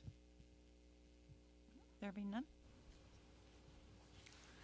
If I, off the record, if I say, Rob, I'm really enjoying being here, so I'm happy to help out. Thank. He's the one before the meeting tonight. We're going, oh my goodness, where's Per, right? Because something's not working. So we really appreciate you being here. Pat, did Okay. you have a comment? If I may, I actually just wanted to make a comment on that as well. Just in our records management processes alone, we had a 5-year period of time where we had this ongoing disagreement with the company that provides our services. So for 5 years, we had no upgrades, no maintenance, and none of that. They weren't talking to us, we weren't talking to them. Through a number of discussions with her and a few people in our IT team, we reached out to Tab, we spoke to them about what happened in the past, we were different people, we would just fix this and move on. So we are about to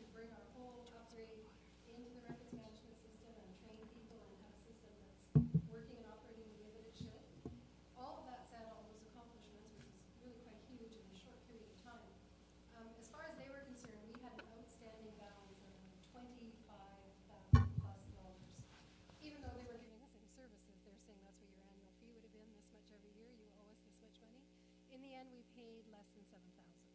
So there's a massive savings right there to bring us up to current upgrades and standards, and a lot of that belongs to Mr. Christensen.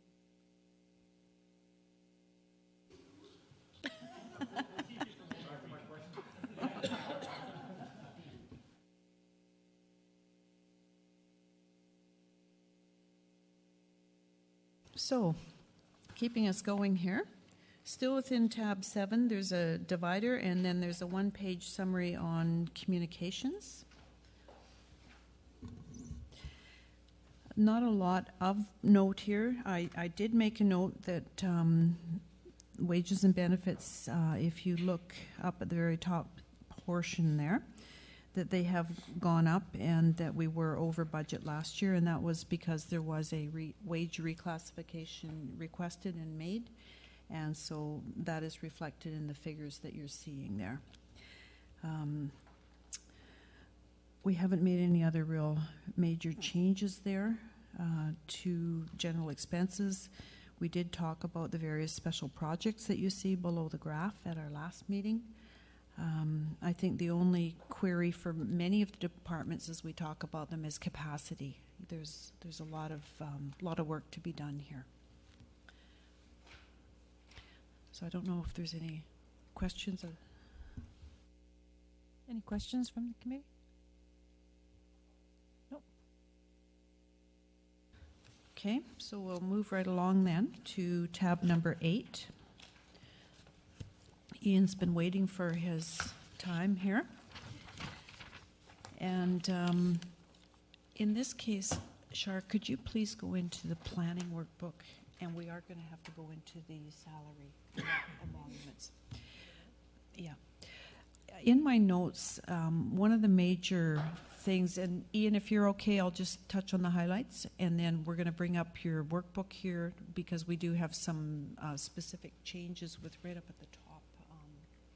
Adding and subtracting, and you can go right, just go down a bit there. Right in this area. Okay, yeah, right there. Okay. What I wanted to highlight was that, first of all, maybe we should talk about some good news. Same as the building department, we have more revenue coming in, okay? So right at the top of the workbook, you'll see operating revenue, actual of $158,000. In 2015, everybody with me? And then the budget was $86,000. So we are being very conservative. We are forecasting $146,000. These are based on a fair bit of the work flowing from Flo's projections. And we are looking at some steady increases based on 2 different factors. One is there's a report coming forward to council proposing some planning fee increases. Those fees have not been increased for 18 years. And we also have more business happening, so to speak. So that's why you're seeing some increases in the revenues. Should I pause there in case you have any questions on that item? No? Okay. So then I wanted to move down to salaries, wages, and benefits right below the graph. So last year we budgeted $621,000, and we spent a little less than that. And the reason for that was we had been planning on hiring an economic development officer, so we put in the budget last year for half of a position for that. As you know, that position wasn't filled, and that's why we came in basically under budget in the salaries and wages. But this year, you'll see that salaries are increased to go up from $621 to $661, and we have increased approving officer Haldenby's hours. I've made that a note of that. That was about a $14,000 increase there in wages. And we have added a temporary planning position projected to start May 1st. We don't want to get ahead of ourselves. Hopefully we've got our budget in place by then. So if council approves that, and that's an additional cost of $62,000. We don't have money in the budget this year for an economic development officer, but we have put money in starting in next year. Now, I don't know if you can see that. We've tried to put some of this up there, but it might be easier for me to be walking you through it. I'm trying to explain why you see some increases. So in summary, in 2016, we're budgeting for 8 months for a temporary planning position. That position would carry forward into 2017, so we'd hire them for a year, so they'd have 4 months left on their contract in 2017. Then we have an economic development officer kicking in a full position in 2017 at a cost of about $84,000.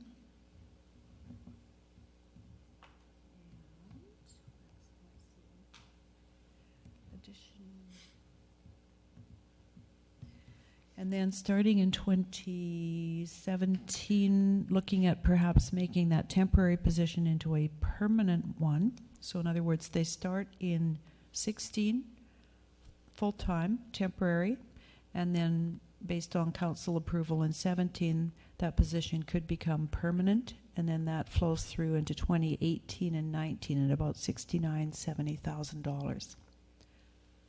So the net effect there, a couple years out, is we're adding 2 full-time positions, one an economic development officer and one a planning position. I've covered a bit there, but I'm hoping I can manage to explain to your satisfaction why the wages and benefits are going up the way they are. Ian, do you want to take it from there in case I'm sure there's some other details you might wish to cover?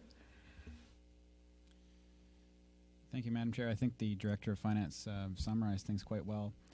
All that I would add is that the additional full-time planner that would start as proposed in 2016 for a term of 1 year, that position would be reassessed in 2017, and if we did not see the continued increase in development activity, we would not be asking for that continuation of that position. It is simply, as been discussed with Council before, an attempt at addressing the major increase in development activity that we're seeing right now. Madam Chair, if just to remind Council, we did get a Council resolution to use the economic development salary in 2016 to augment the planning department, so that's part of what we're doing there. Any questions? Thank you. Okay, so I'm going to move to the final item in planning then that is a little bit different. I think most of council knows that we have had a fairly busy, or a fairly, how are we going to put this, the legal department we've been keeping the lawyers kind of busy, let's put it that way. So we had budgeted $35,000 in 2015, and I don't know if it was retaining walls or what all, Ian, but it did go up to $85,000. We're hoping with the cheaper fees that our CAO has negotiated, thank you very much, that we can trim that down. So we have increased the budget to 50. I mean, this is always a bit of a stab in the dark. You know, you can't control these things necessarily. So I don't know, Ian, if you have any other comments on that. Madam Chair, I would just like to add that you know, it's not all bad news with the legal fees. Myself and the Deputy Director of Planning, you know, took a look at our expenditures in 2015, and we took note that there was a considerable amount of money that went into the review of complex legal agreements associated with new development. That includes the city center development agreements. That includes the Pacific Landing, Ocean Grove development agreements. So these are major and very complex legal documents that we spent quite a bit of legal on as well. So we're expecting that type of work to continue in 2016 with the increased application activity. Go ahead, Rob. Thank you. To our CAO, through the chair, can you explain to me, I'm just trying to understand this from a head standpoint. You mentioned that you were removing the $20,000 out of bylaw, and it was going to go into a different line item, or where was that going? No. And then I'm trying to understand the concept of all our legals. No, we're taking the $20,000 out of bylaw and eliminating it completely. Oh, so it's just gone. So it wasn't being moved. No, it was being considered if there was going to be council direction to enforce the secondary suites. and we think that it's going to take a little bit longer before that sort of action would occur, if it was even occur at all. So we just didn't think it was necessary for 2016. Okay, thank you. Any further questions? No? Thank you. Sorry, I do have one final question. I'm sorry. With planning, do we ever recoup our costs in legal? Like if we're having to go to legal because of something, and say there's a developer doing something wrong, do we ever recoup that money, or is that money just part of doing business? Through the chair, I guess there's two ways to answer that question, or two aspects to touch on.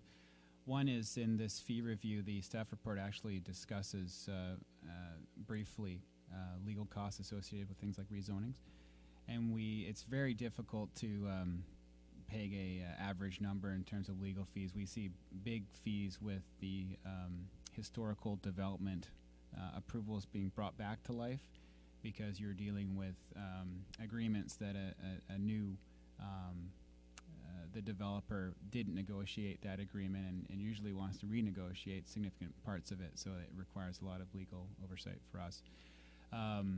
But the report in terms of our fee review will touch on that, and it was considered in the increases of our proposed increases for our planning application fees. Secondly, there is of course a means to, through the courts when we do litigate, try to recover some costs, but it for example wasn't the case. We're in a position to do that with the 2015 litigation that we saw, unfortunately. Through the chair, if I could just comment a bit more too. I think the quick answer is legal costs and using the court system is a standard part of doing business in local government. It's not bad, it's not taboo, it's just standard process in local government. There was a second part to this and I forgot. I'll catch up with you. You'll remember when we're talking about cars.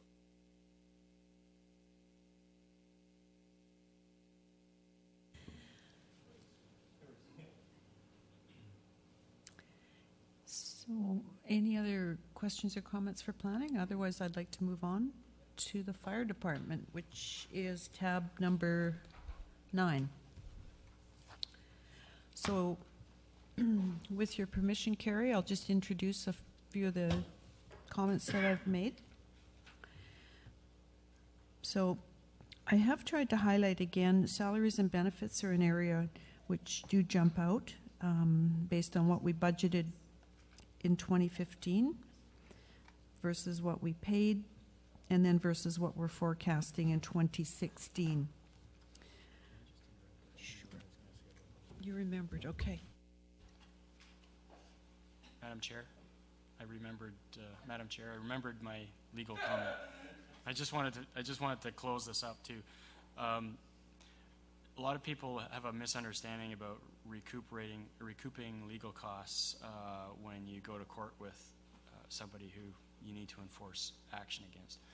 When you seek costs or legal costs in the court system, all you can seek is the actual court costs. So you might spend $100,000 or $200,000 if it's a really complex case building the file, and none of that is eligible for recuperation.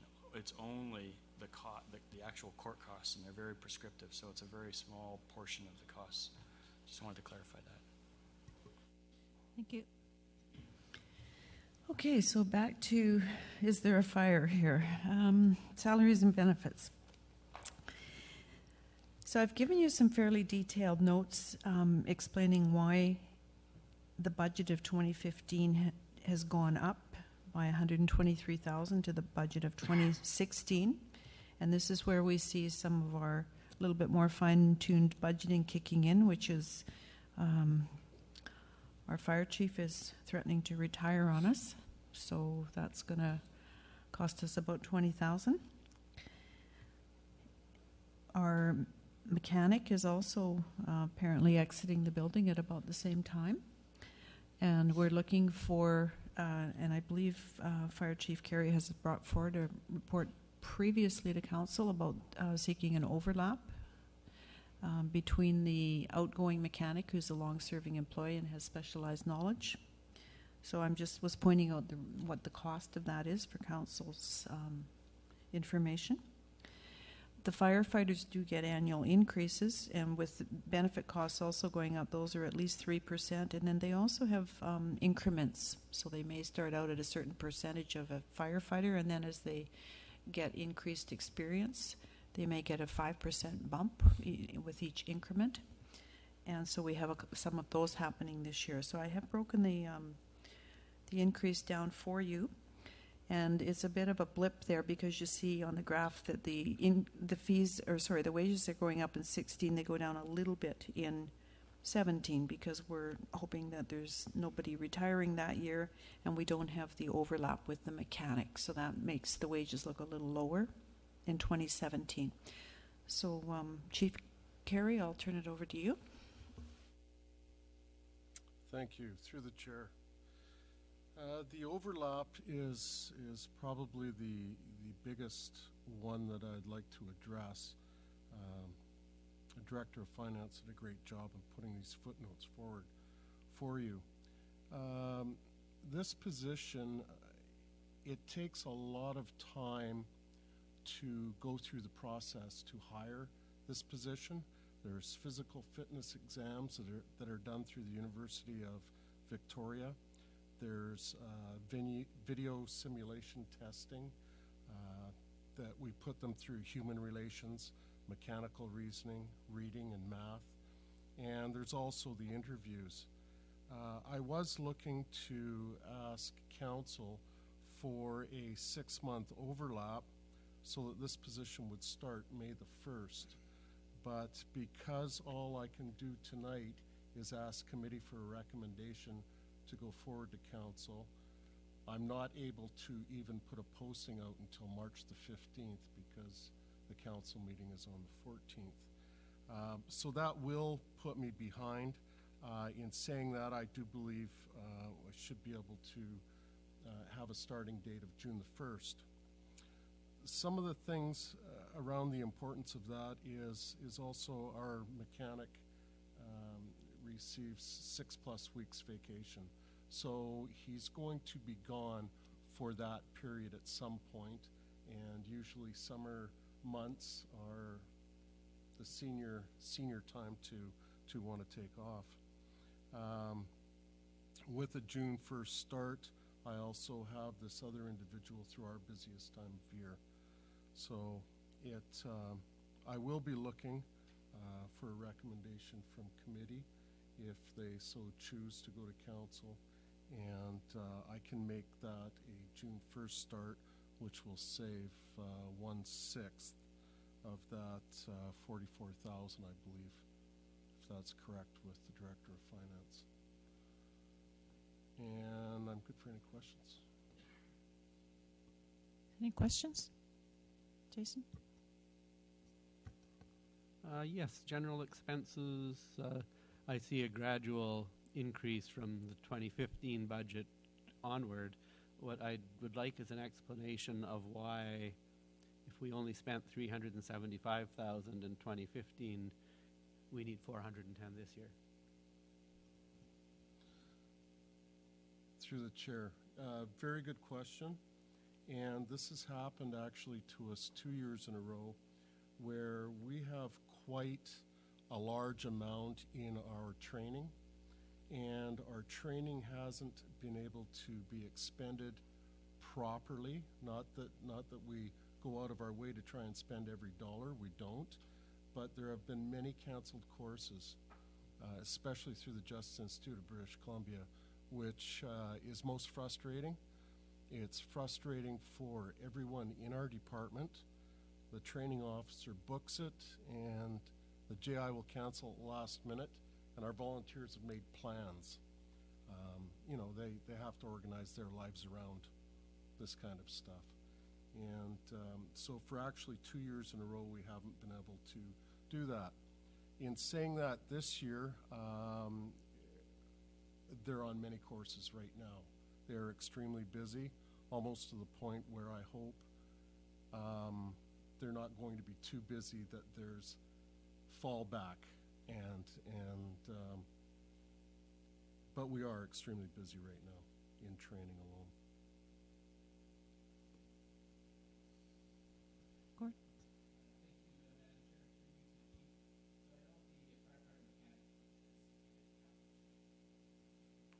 That's correct.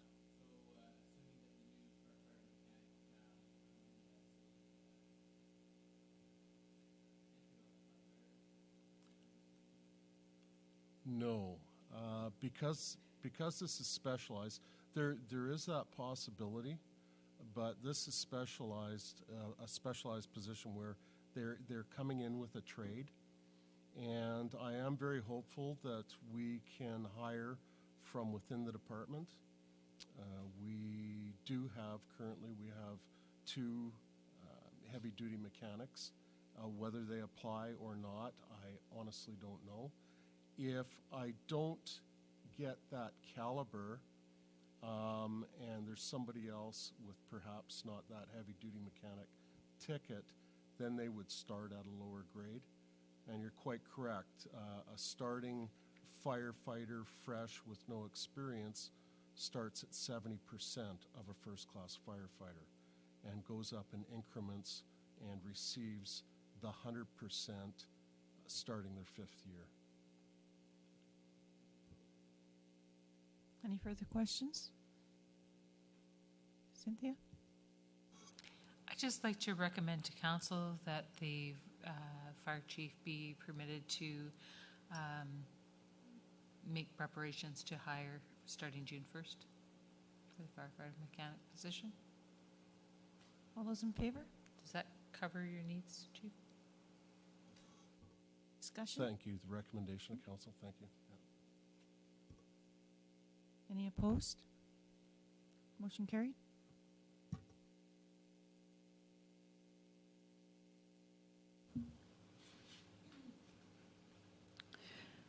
Okay, so if we may move forward, I'm just wondering, Madam Chair, if we maybe do one more department and then maybe take just a 5-minute break.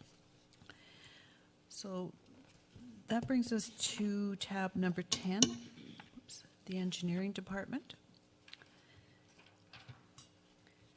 And again, I'd like to focus council's attention first. The top line there, we are again seeing a trend here, which is some increasing permit revenues. And actual, 123,000 versus a budget of 66. So we have conservatively forecast some increases going forward. And that's just our best estimates. Not wanting to get ahead of ourselves, it's always tricky. So, yeah, sure.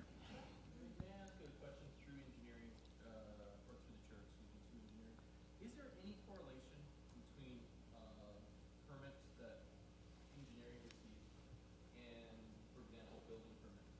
Like, you know, so for example, we've seen a certain percentage increase through planning, we've seen a certain increased percentage through.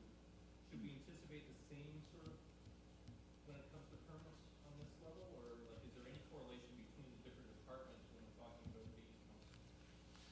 Part of it is directly correlated, so that a building permit like Rexall produces a right-of-way permit to do the frontage improvements. But then when you do a subdivision, there'll be right-of-way permits involved in that as well that are separate from the subdivision fees, and yet the building permits will come possibly a year later, sometimes several years later. So part of it's directly correlated, and the rest of it is somewhat correlated, but often delayed.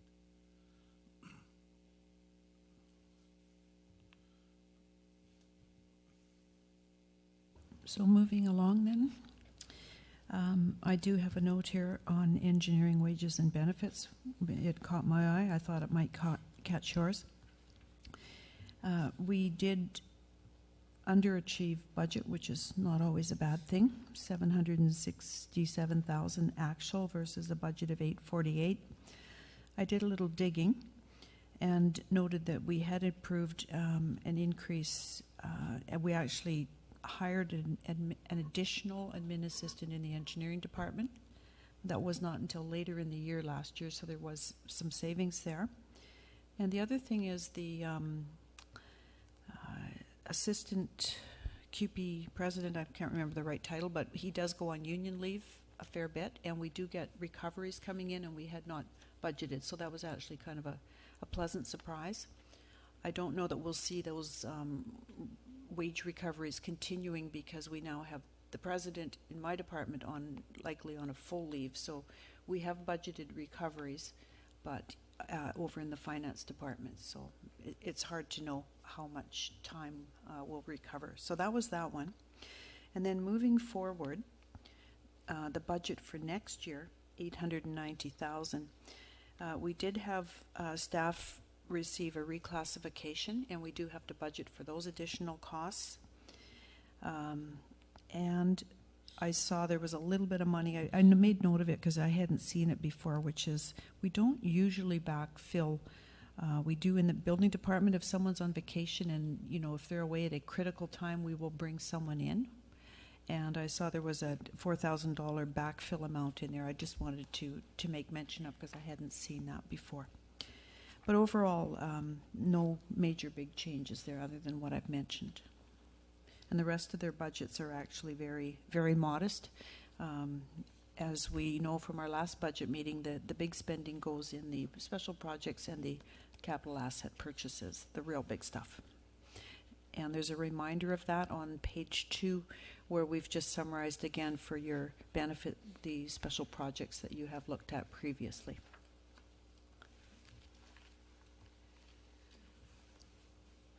Any questions? Rob? In some of the other departments, there were some additional charges, it seemed, because of staff retiring.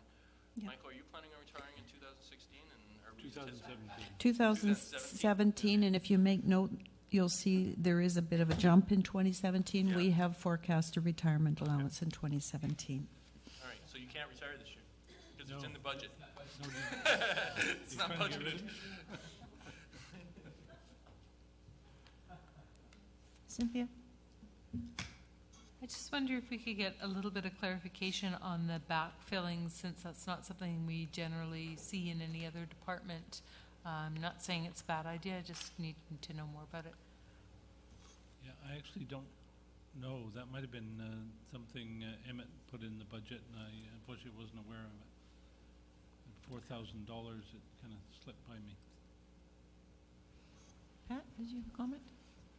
I just want to comment, just based on some of our own experiences in administration, is the intent might simply be sometimes if they have somebody on vacation, somebody else in another position backfills, it's a higher position, so there's sometimes acting pay. And sometimes Thank you. because they That's only what have it is. one person That's what it is. in building and 1.5 people in engineering, for example, they will second somebody from administration.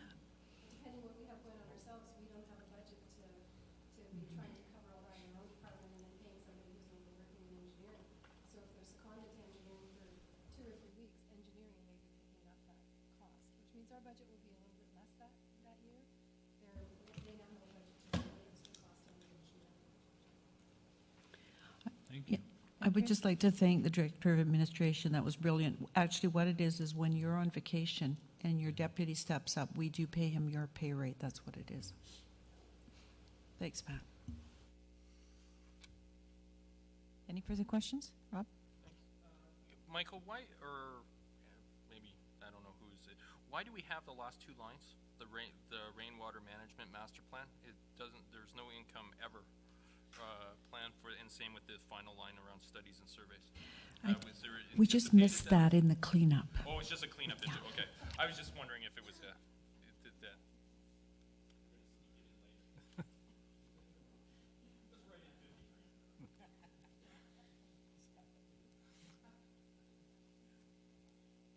Let's take a 5-minute break. Thank you. Wonderful.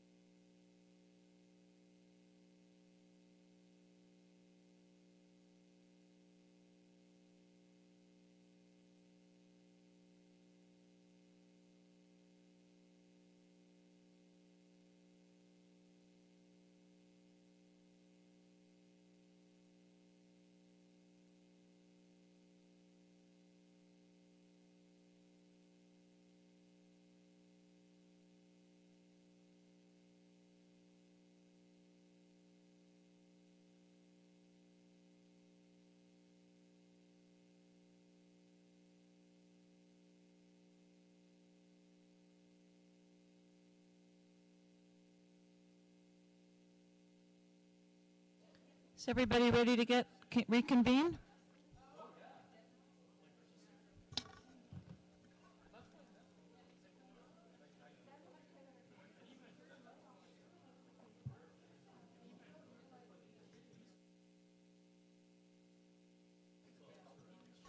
Is everybody ready to reconvene?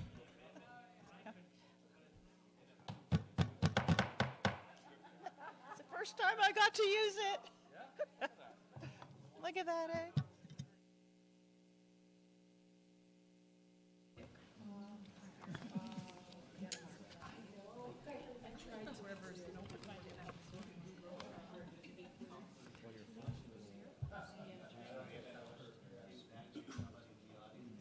Okay, Andrea, would you like to proceed? Thank you very much, Madam Chair. We're going to turn our attention now to tab 11, Public Works. And I haven't made a lot of comments here. Public Works often are the unsung heroes, I think, of the city. They fix the sewers, they salt the roads, they fix the toilets when they back up. A lot of things that we don't always appreciate. And I just wanted to acknowledge that this evening. There's a lot of things they do that we should be saying thank you for. We don't even know about it half the time. Yes. Just going back to engineering, We're done with that. Phase 2, are all those special projects, have they already been all approved and everything? Are we done with We've already talked about those. Yeah. Yeah. Yeah, this is just a recap. Yeah. Thank you. I'm sorry to interrupt. No. Okay. So what I wanted to point out in Public Works, first of all, was a thank you. And I did want to just spend a couple of minutes on salaries and benefits because it is a big item. And in your handouts that I've given you, if you flip over the page, there's something called payroll forecast analysis, which is a big, scary page. And if I can ask you to focus on the bottom, 3-4 lines where it says Public Works, Sewer, and Parks. So in the handout that I gave you, yeah, in the handout, flip over the page. There you go. Yeah, everybody's getting tired, so we don't want to spend too much time. But the reason I wanted to point this out, because it's one of these budgeting items where I'm looking forward to having the software we talked about in our last meeting, which is job costing, because right now we know that we have so many staff members in the Public Works Department, 22, 3, 25. Apparently it fluctuates.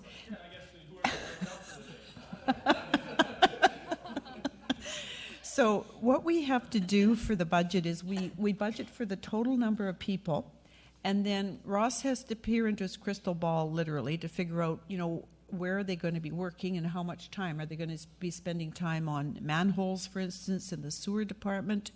Are they going to be working in the parks, maintaining trails or garden beds? Or are they in the general Public Works department?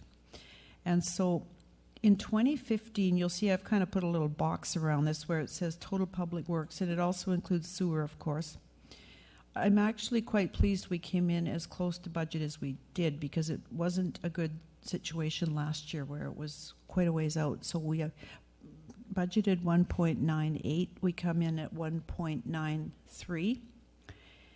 And we forecast a bit of an increase there in 2016 up to 2058. Now, you'll see the breakdown there between, and I'm pointing you out to the totals, because if you were to just look at the Public Works line in isolation, you'd go, well, you only spent 1.3 million on a budget of 1.4, right? 1.43. But then if you look down, you'll see sewer was a little bit over, because again, he can only guesstimate, where the time is going to be allocated throughout the year. And then parks was over budget. And I wanted to draw your attention to that, because this is probably going to be a department we're going to see some pressure on going forward, because along with the development, we talked about the revenue coming in, but there's also associated costs, such as additional parks, the Royal Bay Super Park. There's going to be some extra costs there. And so we have maintained some higher staffing levels. Some years we've, I think, got a retirement allowance or two in there. We've budgeted pretty tightly, and I've been watching this carefully because I will be happy when we have a little better handle on our job costing. A point that came up when we talked about using our staff to work on capital projects is being aware of, are we double counting money in the budget, both as part of the cost of capital and as wage costs. Now, we're not missing our budget by too much this year, which I was happy to see, because if we were coming in way under actual the budget, then the chances are good some of those wages had been charged to the capital projects. Okay, and that's why they wouldn't be showing up here. This is a tough one to explain, so I'm doing my best, but it's complicated. I have a question. I'm just curious where we're allocating staff time to the sewers, because that is usually recovered through the sewer user fees. We are capturing that in our calculation for sewer user fees? Yes. Is that a question? Yes. Yes, and we will get to that when we get to the sewer workbook. I'm going to spend some time on the sewer workbook. We spend a lot of time in the sewers here.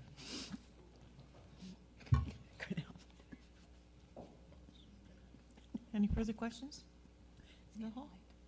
Thank you, through the chair. I also know there's some preliminary discussion on maybe adding an auxiliary position for parks to take some of the pressure off during the summer. I don't really see it reflected in the projections for the parks, so I'm wondering if that's reflected in public works. Now, was there a motion made at committee? No, there wasn't. There was just some conversation, so I was just wondering if it was going to happen or if it was in the budget in some sort of way. Ross, would you like, I don't know if I can speak to this. It's only been sort of waiting for that next big build out of Royal Bay where that park comes on board and we're really going to feel the push.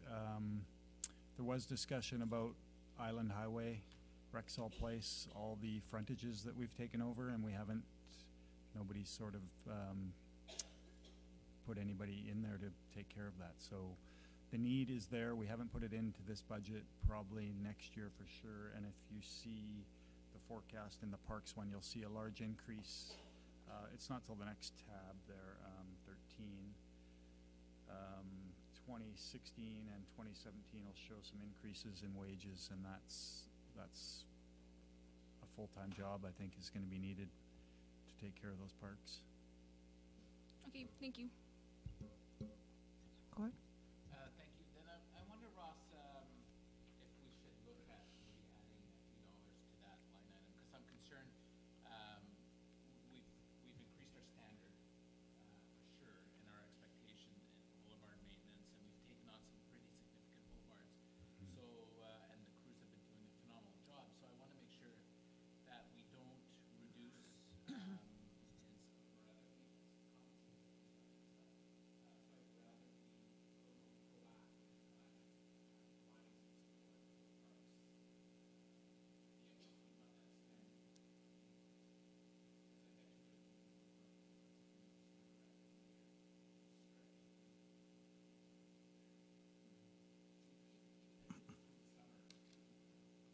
Yeah, it's interesting to note that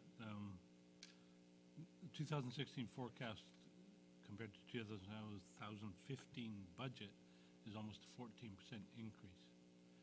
But 2016 forecast compared to 2015 actual is lower. Cynthia? So it shows you there's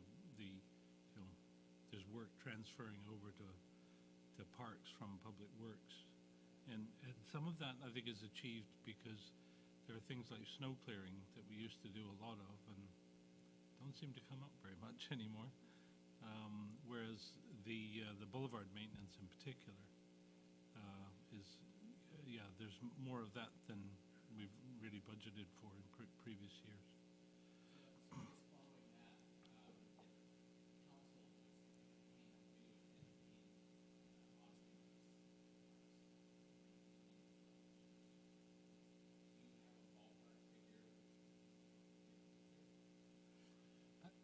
Well, I like your suggestion of auxiliary through the summer, especially this season. I would really entertain the idea of student hiring or some kind of that type of thing for at least 2 or 3 months this summer to help out. So $15,000 would be a really minimal increase to help with that kind of thing.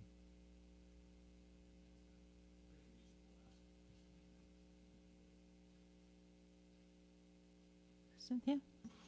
I'm just looking at my information on the student placements for the summer because I was inquiring about some other work I was doing through the Family Court Committee. And this University of Victoria is actively seeking co-op positions. So now they've just extended their deadline to March 11th. And I could forward you the link to the programs if you wanted to check it out. At least through the university, that's one way you could get a student through their co-op program. And not sure if that's a parks type thing, but it's one opportunity. The other thing that I'm curious about is as we're getting, you mentioned Rexall, and there's a number of our boulevards that are pretty much storefronts, and I'm just curious if that should be maintained by us or if really the store that's benefiting from the way it looks should be doing some of that themselves, and how that is divided up. Through the chair, the Rexall agreement is we will maintain it to a minimum, I think it's like once a month we will visit their frontage. If they're not happy with that maintenance, then they can add their own to that, which they probably will, because the grass will be a foot tall in a month. So it's similar to that. I have to read the fine print, but we're only obligated to go very little to that frontage to maintain the grass. We do have sprinklers in that zone. We took those over. But it's the same. If they're not happy with the amount of time that we're coming there, they are supposed to help out. That's Rexall. The other businesses vary. Saunders Subaru maintains their own frontage now, and they paid for the improvement of it as well. But some of the older businesses have never done it and are not going to take it on. It depends on the business, depends how house proud they are and how the frontage integrates into their own landscaping. I just think it's something for us to watch, so I just flag it as something that maybe we need to think about how we do it, because it could become a larger drain on our resources in the future, and it's certainly been a sore point with some of our residents that we expect them to maintain the boulevard in front of their homes. So I know business is different, but I think we could get into somewhat of a double standard, if you will. Gordon?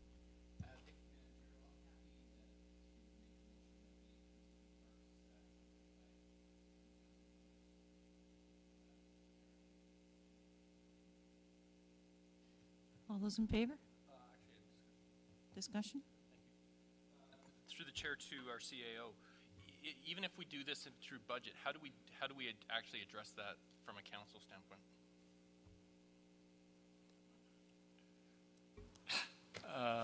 Through the chair, you could forward this to the March 14th council meeting if you wanted to formalize it through council. I think there's enough indication for us tonight to at least do the research into the availability of students and there's potential grant funding through senior governments for hiring students as well, so we can do that kind of research in advance of council approval. But formally, if it's council direction, it should come forward to the March 14th council meeting. and we have several items now that are kind of building up through tonight that we need to bring forward because they need essentially advanced approval. So I will, I'd just like to make a friendly amendment to Councillor Logan's thing, just so that it is brought forward on March 14th. Any more discussion? All those in favor? Opposed? None? Motion carried. Holy cow, we're giving you more than you're asking for. What's going on here? This is so real world we live in. Jason? Okay, so Councillor I Noel? just had one more comment on the Public Works maintaining boulevards in front of businesses, pointing out that businesses pay 4 times the tax rate that the residents do. I don't think I mind they get a little bit more service than us. excellent point. Okay, so Public Works is usually pretty bare bones. There's one page there that's called Public Works 1. That's where the wages are and the expenses. There's no major shocks there. Over the page, Public Works 2, this is our fuel, insurance, maintenance, and our actual was 138,000, a budget of 54. We've trimmed it back just a little bit to reflect some of the insurance costs that are being charged to other departments, so I've reduced the insurance a little bit. And the maintenance, just a small amount, but we'll see how that goes. It's just the graph down there, it looks a little bit wonky, so we'll Sorry, keep an eye on that. Can you bring that up? Because I've lost you. Oh. It's in your binder. You don't have your binder?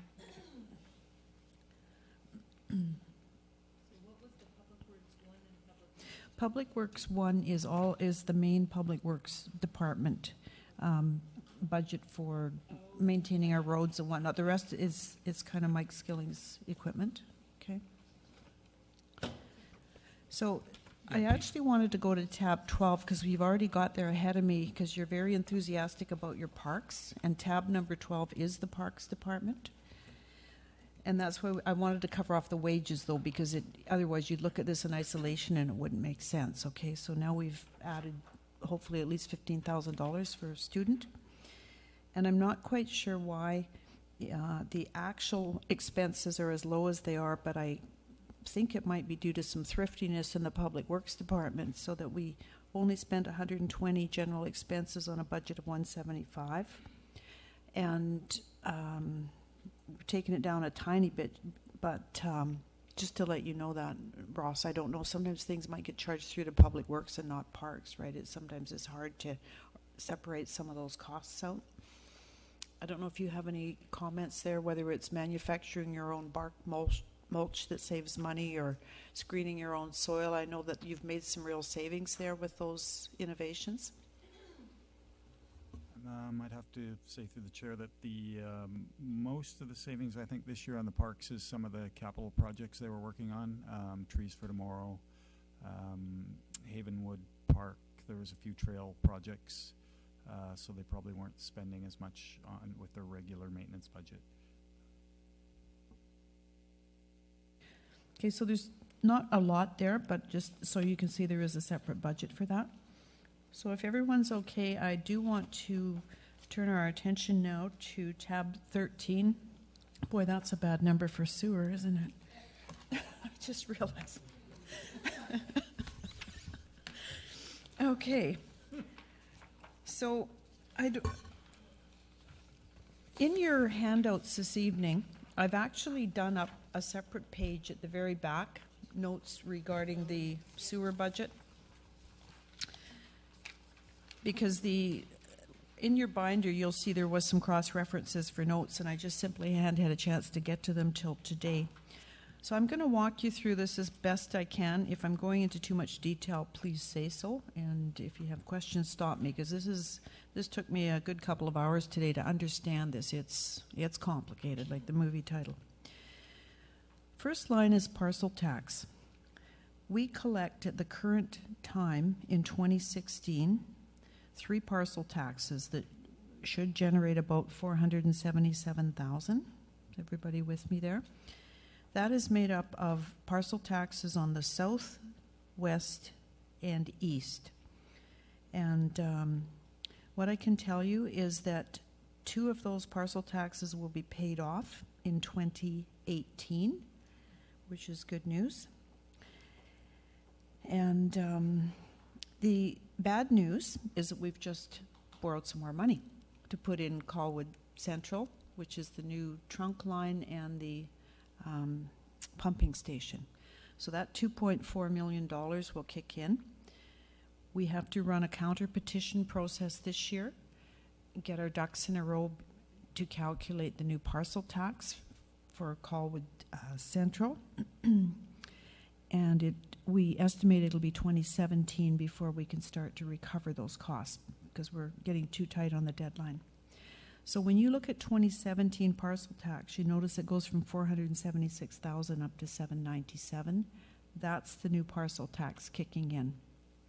If you look at 2019, there's some good news. Those are the 2 parcel taxes that got paid off, so we dropped down to 512, sorry.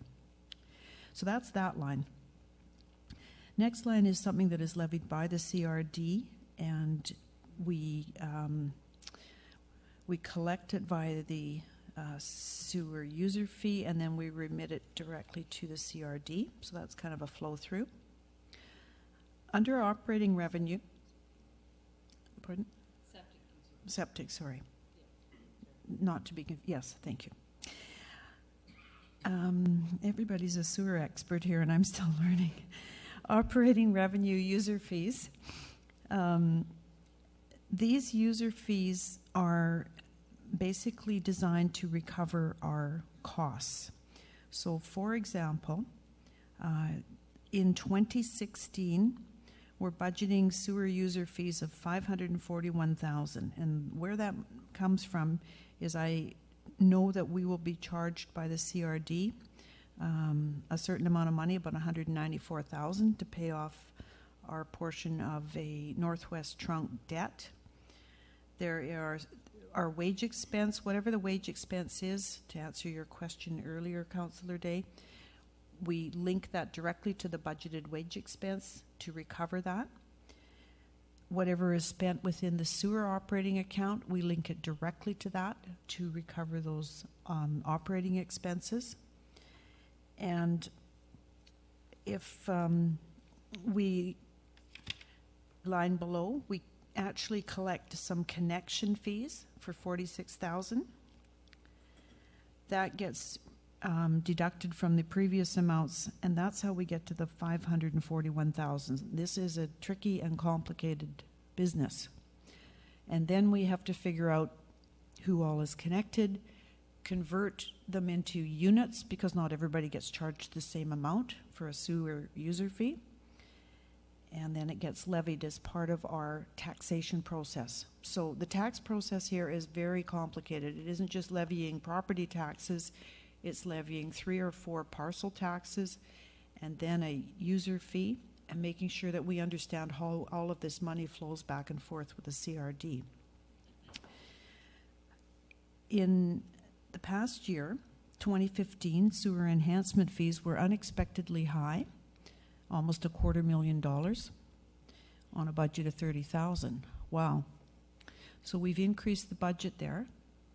I was getting excited about that. I was having visions that we could use this money to pay for sewer fleet equipment, but our engineer quickly set me straight and said those have to go directly into a sewer reserve. There's a bylaw, I guess, that lays that out. So we don't have a lot of flexibility. So that money that comes in, we can't use it for whatever we want. It has to go directly into this particular reserve. I'm going to ask Michael on that, okay? I'm getting way in over my head here. There's a map on the wall in engineering that shows exempt area, and within the exempt area, people don't pay this fee. You can hook up to the sewers without paying that fee, although most of them are already hooked up. If you're outside the exempt area and you hook up to the sewers, then you're either paying this fee or you're paying a DCC that is an exact mirror of the fee.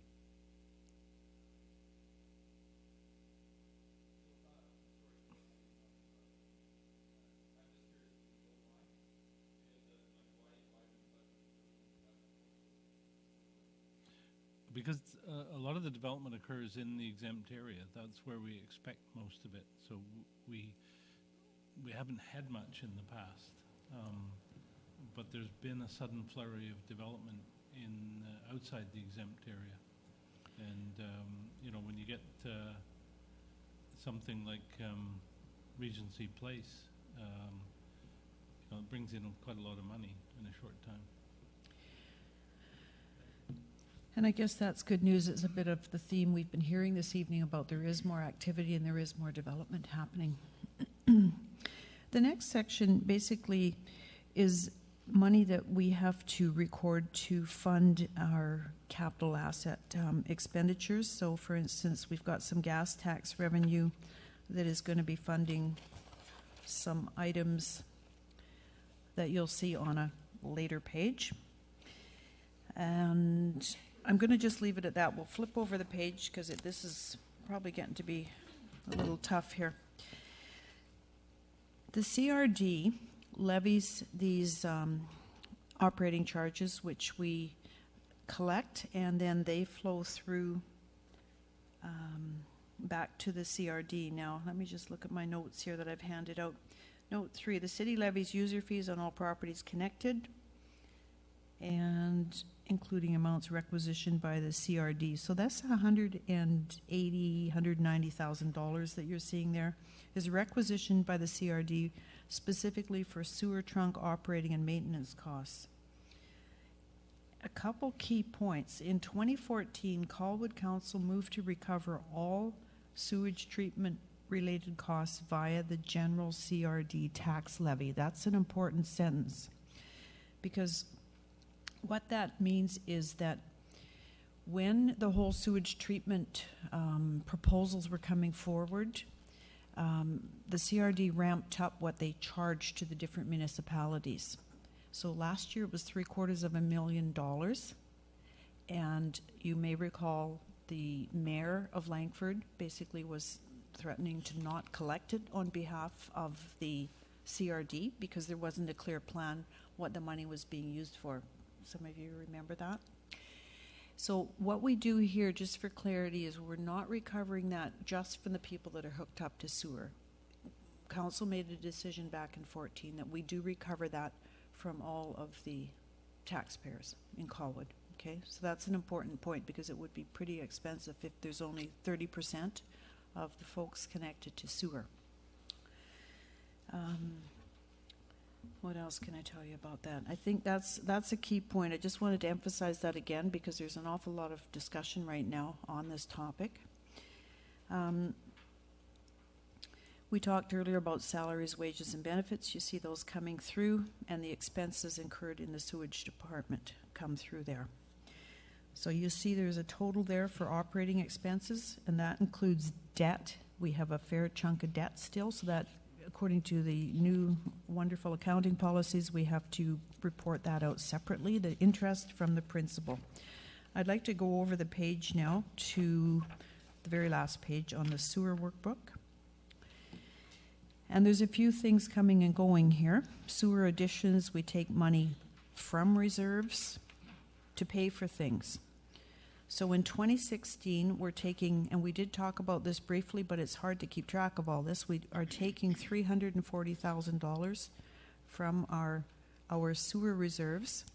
That will specifically pay $310,000 of that for the Ocean Boulevard pump station, and $30,000 of that was a Islet Place pump. That's 310 plus 30 gives us the 340,000 coming from reserves in 2016. And the next line item is a real complicated one. I don't even like to explain it, but somebody might ask. That 35,000, etc., that is the interest that we're currently paying on the so-called short-term debt that's been short-term for about 18 or 20 years. And right now we have no means of recovering that interest until we impose a parcel tax on Colwood Central. So we went out, we've borrowed about $2.1 million over the years in short term. And legally, because it's short term, we can't recover that. So we've been accumulating that interest. So when we sit down and do some really complicated calculations on what the parcel tax is going to be, once our borrowing is approved, it is in process now, the total is $4.5 million when we roll the short term into long. We're adding $2.4 million, which we've talked about in previous meetings, to the existing short term. So now we're going to have a total of $4.5 million in long-term debt. When we figure out what the repayment amounts are each year, we have to add to that this interest that we've been paying all along, that we've basically been funding ourselves. And I hope you don't ask me too many questions on that, because I had the MFA actually confused when they were trying to figure this out. But we will be recovering it is the plan.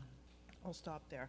Everybody's eyes are I got several questions about that specifically, because I understand that there's a debt, but we put that money in a reserve fund, so there's an interest that's being accumulated short term as well. And is that offsetting that interest cost, or is that going into general revenue? I'm just trying to understand what you're asking, because we well, spent the money. It's not in a reserve earning interest. We've spent The short it. term is spent? Yeah, we spent $2.1 million. Oh, I thought, okay, so my understanding was, I thought we borrowed short-term $2.1 million to pay for Central. We never built Central, No, so we we- just left it in reserves. No, we used that money. Michael, you can weigh in, but we did build some collector lines. We didn't build the main trunk. Yeah, the big thing that we haven't built is the pump station. And most of the money that we're about to borrow is for the pump station. A small amount is for the pipe down Machosen Road and Souk Road. But the vast majority of the money that's already borrowed was spent laying lines on Souk Road, Allendale Road, and up into done something. Forgotten. Is that all Drummond. Central? Thank you. Drummond Way. Is that considered all Central? That's all Central, yeah. Okay. Yeah.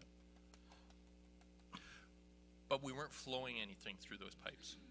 There's a small amount coming in that's being pumped out by a truck, so we can get the pump station built. Okay. So, I'm sorry, just so that I understand this clearly. We built it, Yeah. but for the most part, it's empty, so that we haven't been able to charge Central people to this point. Yeah, well, there's about 3 houses now, I think, connected to it, and that's a complicated aberration, but basically we can't allow anybody else to connect to it because it doesn't go anywhere. Right. Until we got the pump station. Okay, thank you. Gord? 3 questions, Michael, or one through Andrea.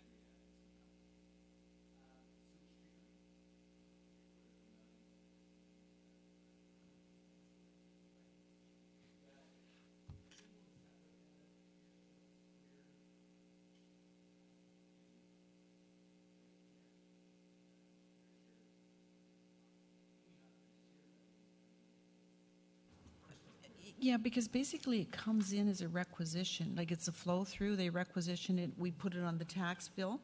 And that would be maybe the clearest way, is that we show it as a separate item as if space permits on our tax notices, so people know what they're paying. Would that be something that you would like to see? Is that what you're suggesting? Yeah, I would think so. And then when the mayor sends out her thing with tax notice, it could be clearly identified. Yeah, I'm pretty sure we can do that. Yeah. And we may already be doing it, but what we could do is just tune up the wording a bit so it's really clear. And then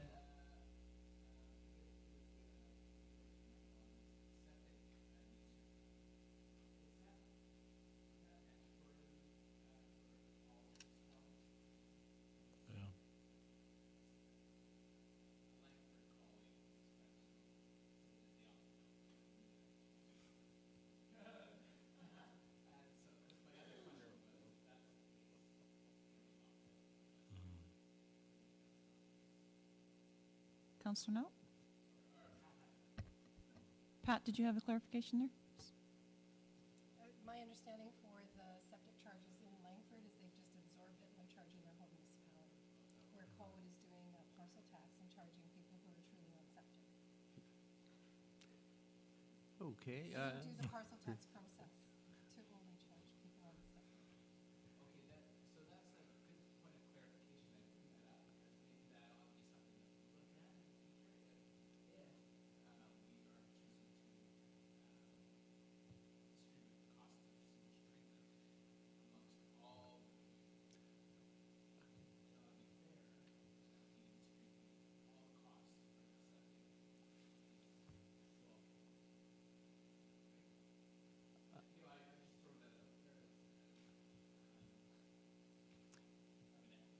that out there. Well, if I could comment on that.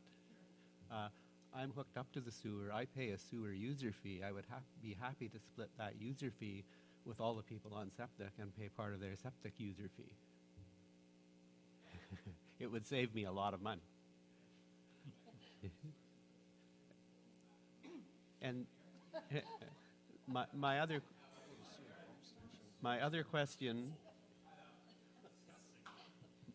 my other question is on the sewer user fee. I see where it's collected here, but nowhere is it defined where it falls under operating expenses. Where does that money get spent?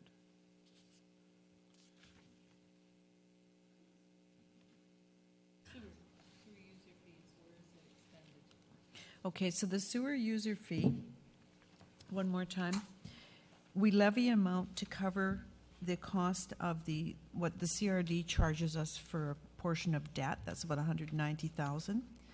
Included in the sewer user fee is we're recovering our sewer staff wage expense. Am I on the right track here? Yeah, you're on the right track, but where do those show up in the budget? Okay, so first we levy the sewer user fee. That comes in under revenue, and then it's offset. So that's on the first page. And then it's offset on the next page with the expense coming out. You'll see the expenses there in blue at the top of page 2. And we identify those sewer operating expenses, which basically form the user fee. And then what we do is the amount that we recover for for connection fees, we take that off. So let me give you some totals where it says total sewer recurring operating expenses. You with me? It says 575, 548. So that 587 in 2016, we're going to be recovering that less the amount for connection fees. So if you take 587,000 minus connection fees of 46,000, we should be pretty darn close to the 541,000 in user fees. That's how we get to what we charge for user fees. Thank you. That makes it a lot clearer. Hmm? I said, thank you. That makes it a lot clearer. Okay. Yeah. Cynthia? Okay. Thank you. So I'm looking at your sewer fund notes, and under number 3, that in 2014, council moved to recover all sewage treatment related costs via the general CRD tax levy. Now, I can't quite remember the conversation, but I do know that it was sort of you can pay or you can pay, being the options. And I'd like to revisit that because at the moment, the costs that are being distributed to the portion of our tax base that can't hook up to the sewers is fairly moderate.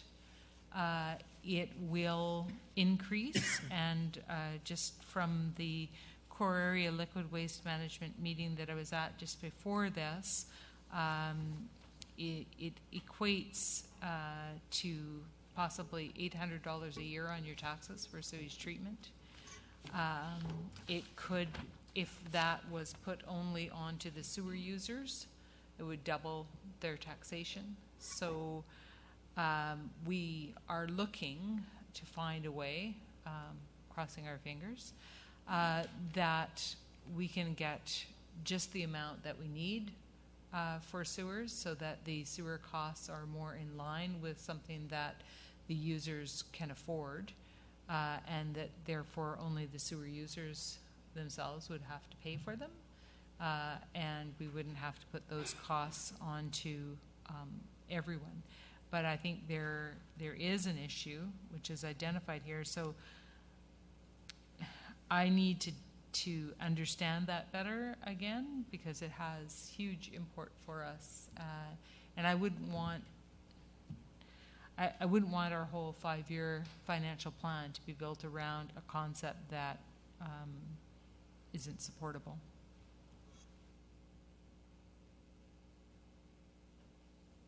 Any further comments?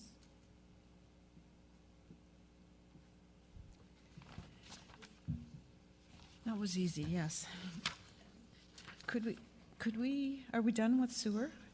So can I just ask a follow-up question then? So if we were to look at changing the way we recover the sewage treatment costs, would we have to revisit our 5-year financial plan? I have to think about that. No, because we would just basically apportion it instead of the way we're doing it now to all the residents, we would just apportion it to those connected to sewer. Is that what you're indicating? You just want those connected to sewer to pay for it? No, we wouldn't have to change it, because we're basically the money we would requisition it and then we would recover it from far fewer people. I have a question, Cynthia. What kind of an impact would this have on the current sewer users? Well, hopefully, what we would end up with is something where the treatment is appropriately sized for the number of people who are hooked up to it, and therefore the impact would be more in the order of what's being proposed for all of Colwood right now. So I don't know what that number is yet. We don't have any firm numbers. There are no firm numbers down at the CRD. Those are the numbers that we've been given. If I could just suggest that the first thing we would have to revisit if we want to change this is the legal opinion that drove us in this direction first. And I don't believe that the CFO and the CAO have seen those, because it occurred before their time. So that was a complicated legal opinion with pluses and minuses on both sides, but in the end it drove us towards the current system. The other thing I need to clarify is that the CRD originally sized our contribution to sewage treatment as if the entire community would be connected to sewers by the time the sewage treatment plant was built. Obviously that's not going to happen, and Council's already taken the decision some time ago to cut that. It was cut from, I think, 7.6 megaliters per day to 4.7, and that was meant to be sized for current flows plus an allowance for the future. I'm actually reviewing that right now, because there seems to be a lot of evidence that the flows aren't actually increasing, so despite the growth in the community, and that the amount you need for the future may actually be quite small.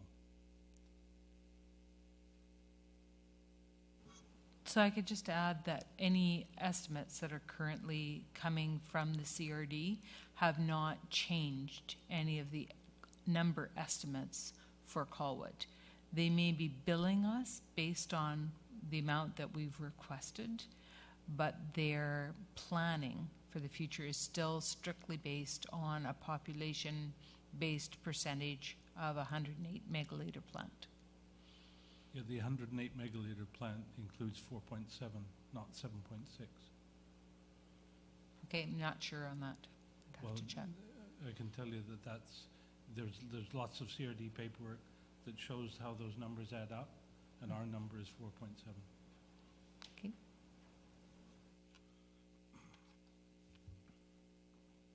Any further comments?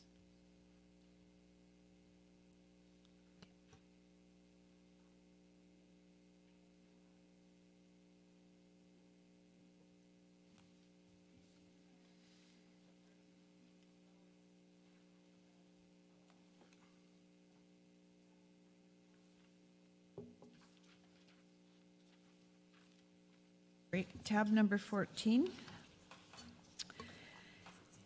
I'd like to just have you look first. We actually did give you the detailed budget sheets here for the RCMP in your budget binders because it is one of those items that's been rolled in with the finance department for whatever reason, and I wanted you to see some of the expensive details here because this is one of the biggest chunks out of our budget that we often feel like we don't have a lot of control over. Is there a problem, Pat? Oh, okay. I thought you were missing something. So, first item I would like to draw your attention to is the amount that we have been paying for casual staff. This is on page 3 out of 4 of bottom of page 2, I guess, in your budget workbooks, bottom of page 2. RCMP relief workers. And we had, in 2015, we budgeted $70,000. It actually cost us $52,000, which was a bargain, and I'll explain that in a minute. And I've increased the budget by 50% to $105.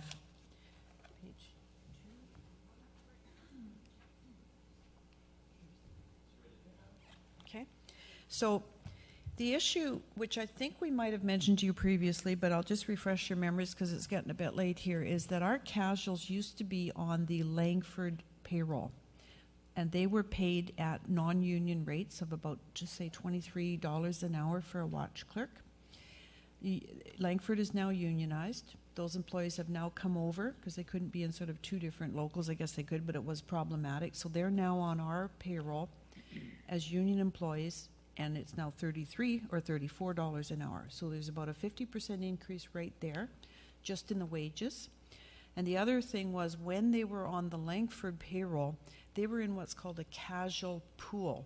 And we were only paying on a percentage basis. So for instance, we pay about 27% of the RCMP budget based on per capita between ourselves, View Royal, and Langford.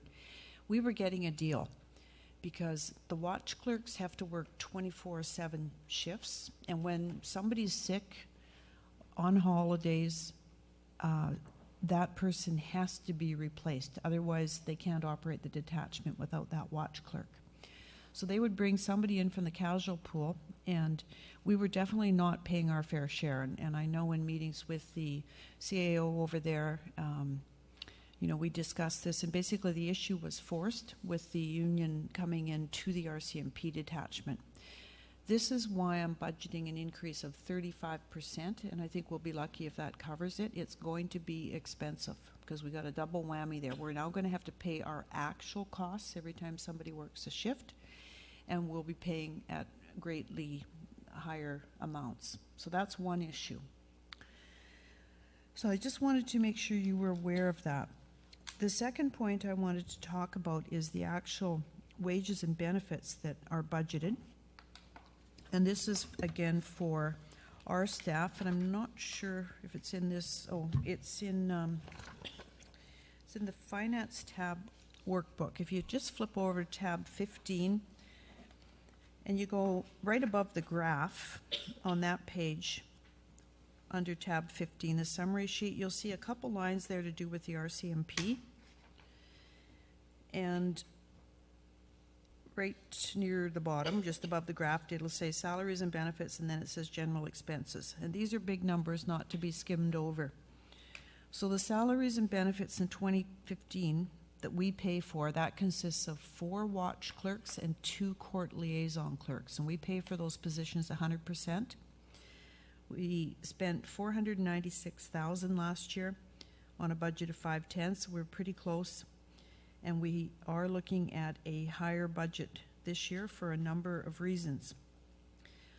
Part of the issue is right now there are no casual watch clerks. They just get somebody trained up and they get hired by another municipality, or the regular watch clerk gets called up and joins the RCMP. We've got somebody who was a watch clerk. They're now in training to be an RCMP officer. So we took a casual to fill that position. And I just got off the phone this afternoon with the RCMP office manager, and he was all but pulling his hair out because he's got somebody who's being transferred, and the wife is a watch clerk, so she's going to be leaving, and somebody else was going to be leaving. So he's going to have 3 vacancies in the watch clerk department, and we have no casuals. So this is a big problem. So we were discussing how he could more efficiently post these positions and try and get bodies in place as quick as we can. So we know that the wage costs are going to be driven up with some of that. We've got to get people trained. There's going to be some extra costs there. So I just wanted to let you know about that. On that same page, while we're there, let's look at the big ticket item, which is the federal policing contract, which is basically rolled into general expense. But the bulk of that was in your green sheets in the previous tab. So, as usual, that contract does always go up a fairly large chunk. Last year it was over 7%. This year it's about 3.94%, which still costs us, almost 1 point on the tax increase, not quite. And I don't know that there's a lot of leeway on that. So that's the figure that I've put in there. And I'll just pause there because you may have some questions or maybe not. I really am not happy with the RCMP budget, and I don't feel comfortable actually even approving this unless there's staff that are going to come and talk to this. I mean, for example, the very first line, this has been a bugaboo for me, is the Rock the Shores event, that there's 20 officers and they charge the promoter $65,000, which basically works out to $1,600 an officer per day. And Dean Jansen, who sits on our protective services, has said Saanich will do it for $200 a day, but they won't do it. And I mean, so there's a lot of things that the RCMP is doing from a financial standpoint, which I think is unreasonable, and I feel very uncomfortable, because I know it has nothing to do with us. That unless they're willing to answer some of those things, I'm not going to just sort of accept their budget. That's just for myself. And that has nothing to do with it. No. And just for clarification, the Rock the Shores, after a fair bit of arm twisting, we have finally been paid. We will change procedures around this year that there won't be permits issued till we get a good 50% in up deposit, because we do get paid by the promoter, but that cost is passed on to the promoter if that's what your concern is. Well, there's other that's just. You mean they pay us, not the RCMP? Yeah. So we're stuck on the bill.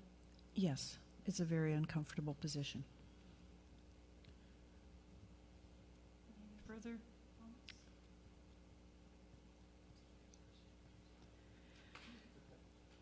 So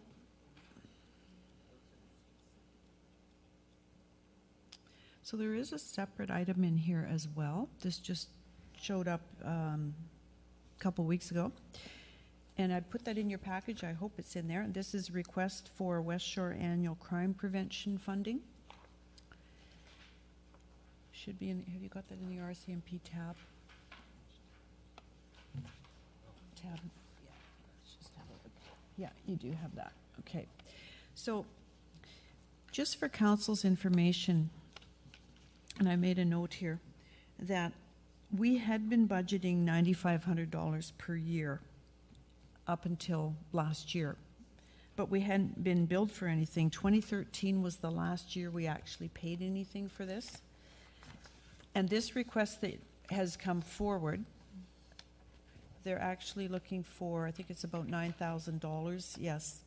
For 2016, it's the very last page there. What I was told when we had a meeting with Langford at some point, you and I had that meeting, is I believe Langford has been paying the total freight on this, and they're now asking the rest of us to chip in some money. I don't know if you wanted to add anything to that. But we, CAO Ian and I did have a meeting with them not too long ago for him to meet them, and they did introduce the fact that they would be seeking some funding on this. Yeah. Cynthia? Sorry. No, go ahead. No, it's okay. I think we should pay it when they pay us for the arena debt that they've reneged on.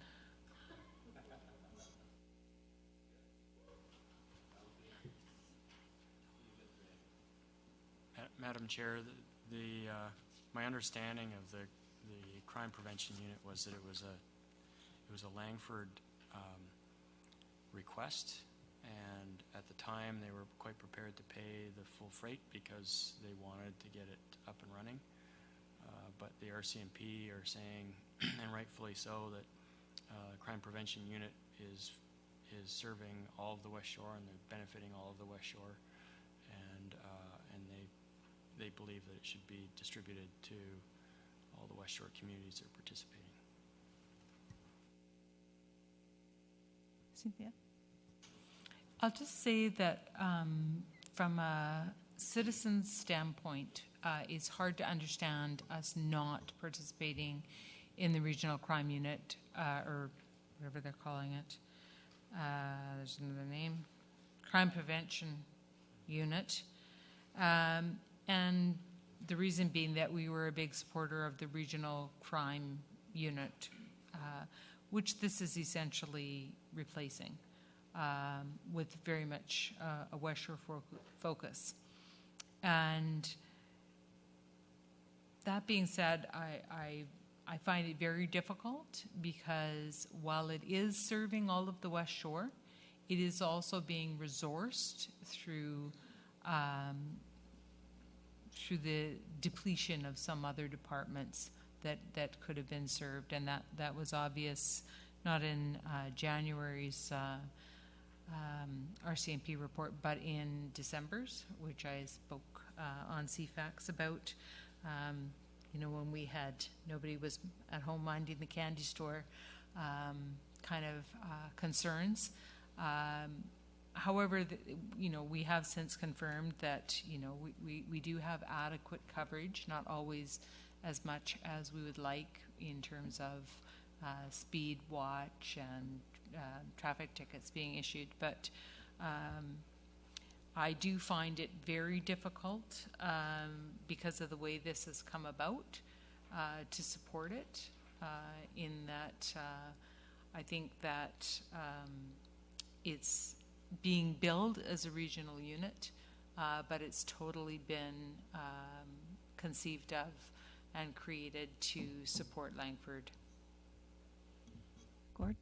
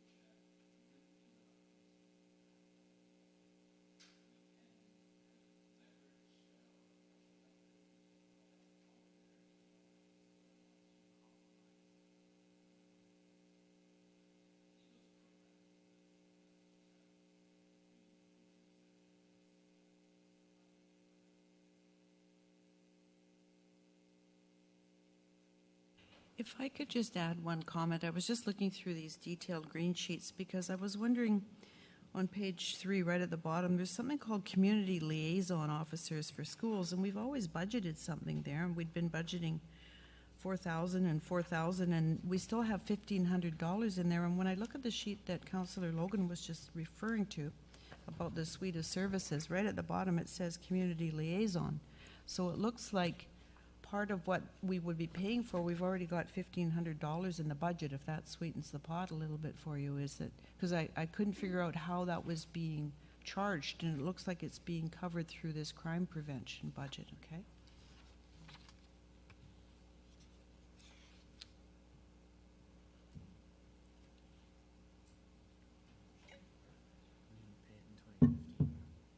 No, we haven't paid for it in several years, right?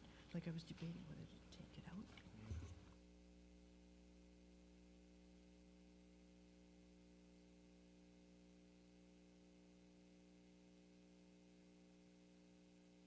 Is there any further comments? Cynthia? I'll just add that you know, there's a long list of really worthwhile initiatives done through the RCMP, including the community liaison. That is, I believe, that used to be called the school liaison, and School District 62 came through with funding for that, and that was Scott Rothermel, who's awesome in his position, has been very helpful to youth and business, and he's got some pretty amazing heroic stories, just even on Kelly Road after a fire. He was the fellow who jumped through the window and saved the dogs. And so there's a lot of amazing people doing a lot of amazing work. And I think that we should take any opportunity we have with a little bit of leverage to, I don't know, at least make it obvious to Langford that it's not okay, that they said they were going to pay the debt on the arena and then didn't. I think that was $100,000, wasn't it? Yeah. So it's 10 years of what we're being asked for here. So I just think that I don't know how to do that at this stage, but I think we need to hold it out. Maybe keep it in the budget, but not spend it right away till we get some response from them. Rob? Thanks. I don't know if this needs to be a formal motion, but I would prefer to defer this one specific until staff can have somebody from the RCMP come and speak to Committee of the Whole. Does that need to be a formal motion? Through the chair, can I just get some clarity? Is this on the crime prevention budget No, or the entire it's on RCMP? the entire budget. Okay. Discussion on the motion? How do we, Jason? I'm all in favor of it. It looks to me like the RCMP just draws in a 4% increase every year without justification.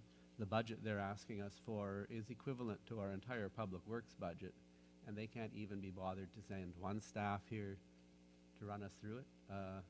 I would be happy to defer this to a Committee of the Whole where they can have a staff member to explain their budget. So for clarity, because we're hoping tonight that the next scheduled budget meeting is for March 21st, and I think we'll get through the agenda this evening, and just looking for some indication from council about a proposed tax increase. We can definitely put that together. We could invite council to that March 21st committee meeting. The other thing we could do, it's not a budget meeting, is they could come to the March 14th council meeting. I'm just not sure what the options are. Do you have a suggestion? Madam Chair, I think we can take tonight's direction and just contact the RCMP and find out when they can meet and fit it into the next meeting, whether it's a Committee of the Whole or a council meeting. Cynthia? Just a suggestion, they generally attend anyways, but March 16th, Protective Services Committee meets at 5:30. How about we ask them to come prepared to explain the budget? And that way we should be able to get the information in a completely separate venue, and anyone who wants to could ask questions. That's a good idea. Is the committee in agreement with that? The only problem I find with that is we wouldn't all be privy to that presentation. What? You're not coming? Well, I could, but I'm just saying it's not the Committee of the Whole, so all members. All members can come. That's true. It's not normal, but you could come. Maybe I'll bring chocolate.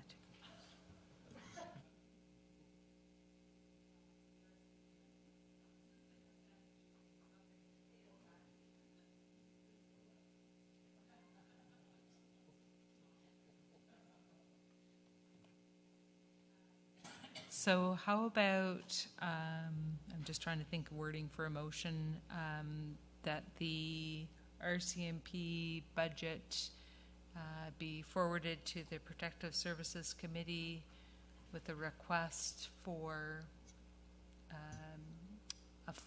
further explanation. Any discussion on the motion? All those in favor? Motion carried. Madam Chair, can I just ask a clarifying question, because I'll be the ones talking to them, so I'd like to be able to explain to them what it is you would like to know, okay? So the federal budget, that's fairly set. You'd like to discuss this proposal, this crime prevention request, is that correct? And is there just a couple other key points you can just remind me so they can prepare for what you'd like to ask them? Well, yeah, for myself, through the chair, definitely Rock the Shores. I mean, I have huge issues with them because they promised me last year that they were going to be using local officers to keep the costs down. Okay, so for the record, we'll ask about that. Brought in people from Rocky Mountain House, so we're paid for travel expenses and everything else. And then there's also some line items which there needs to be some explanations on, and I'm happy to. I'll write them up for you and I can shoot you an email. If you could, and then that way they'll know what you're going to be asking. That'd be great. Thanks. Okay. And just for my part, I would like them to justify historically. So be prepared to look back over the last 5 years. So just at the totals.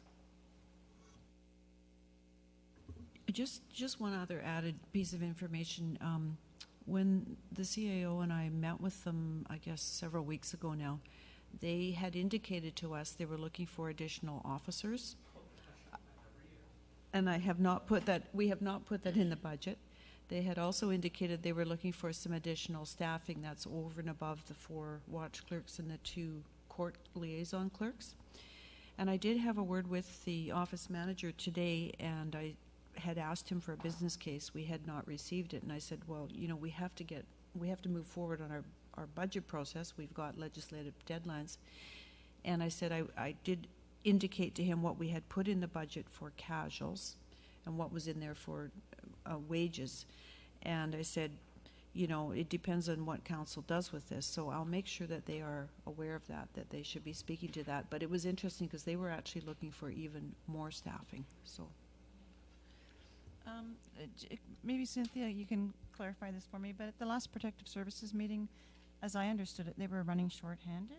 They were missing some staff members, so we weren't getting a full complement. That's correct. There was a number of key positions that are vacant either through long-term illness or injury and through staffing departmental changes and whether or not members were able to relocate in a timely way to this area. And my understanding from the last report is that many of those issues are being resolved. So it's one of those cyclical things where many shortages and then give it a bit of time, people get better, they come back to work, people manage to sell their homes and get moved, and you know, it does eventually come around, but that doesn't mean that they're not far behind because they've been operating, you know, short-staffed for a period of time. So I'm sure the pressures are there. And just pointing out that I saw the chief's hand up there.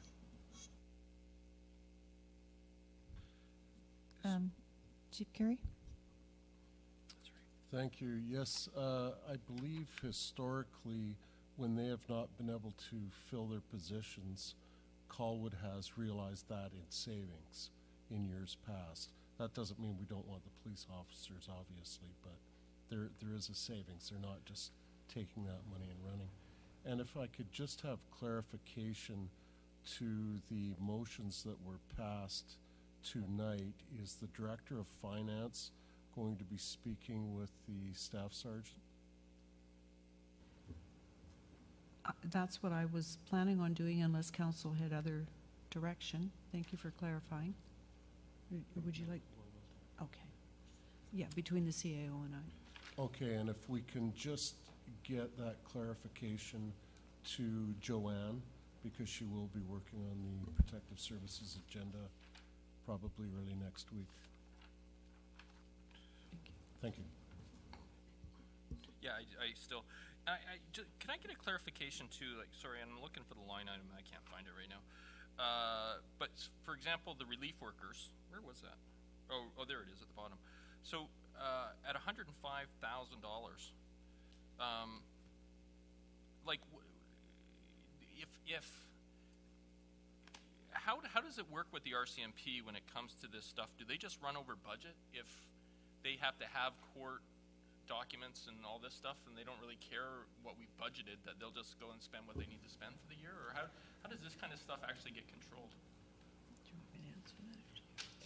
Well, there's not an easy answer to that one. Basically, with the watch clerks, those positions have to be backfilled. What they tell me is that those shifts, they rely on the watch clerks, the officers out in the field. They're in radio contact with the watch clerks. If they get a call, there's some emergency in progress, the watch clerk in the office might be pulling up the license plate numbers, some background on the possible suspect, and that's critical information for those officers in the field, and that's why they told us that they can't run the detachment. I don't know if you can add anything to that. But so what happens then is if somebody is home sick, like a regular watch clerk, they bring someone in. Now, one of the reasons, it's not just our casual budget that's under pressure, it's the regular employee budget. So not to be clear, there's the federal officers, they're billed to us under the federal contract. Then there's the 4 watch clerks and the 2 court liaison clerks, that's about $550,000 that we saw. And I'm concerned about the overtime. So I just had a chat with them about that. I said, is there any way you can better manage overtime? Because I had noted that they hadn't been interpreting the collective agreement properly, so we've got that fixed. So they were automatically billing us double time every time somebody came in. Well, that's not how it works. The first 3 hours are at time and a half, and then it's double time. So we've been investing a lot of staff time in working on a relationship. They didn't have an office manager for about a year, and that's been a problem for us. They now have somebody there, so we're getting him up to speed, but it's burning a lot of time, and I'm a little short in the payroll staff right now with all these postings as well that are coming. So we do need to do that because we need to get some casuals in there, because if we don't have casuals, we have to bring people in on their day off at double time. So we don't have a lot of flex there, to answer the question. Gord? The other option too is bringing a member off the road, the watch clerk position, and it was a member that actually filled that role in town. Interesting. So was that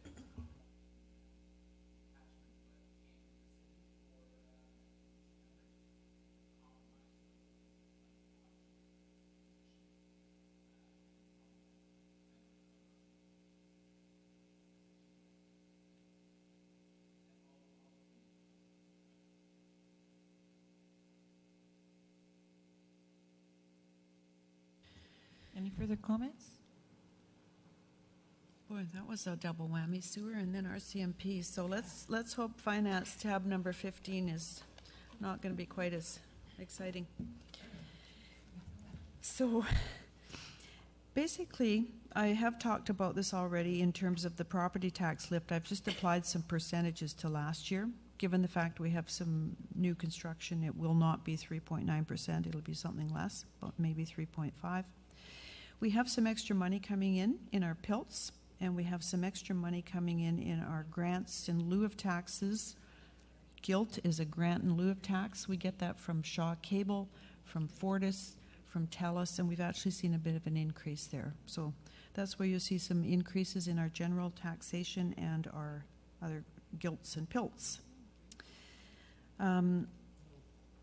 Other revenue and contributions, these are everything from our user fees.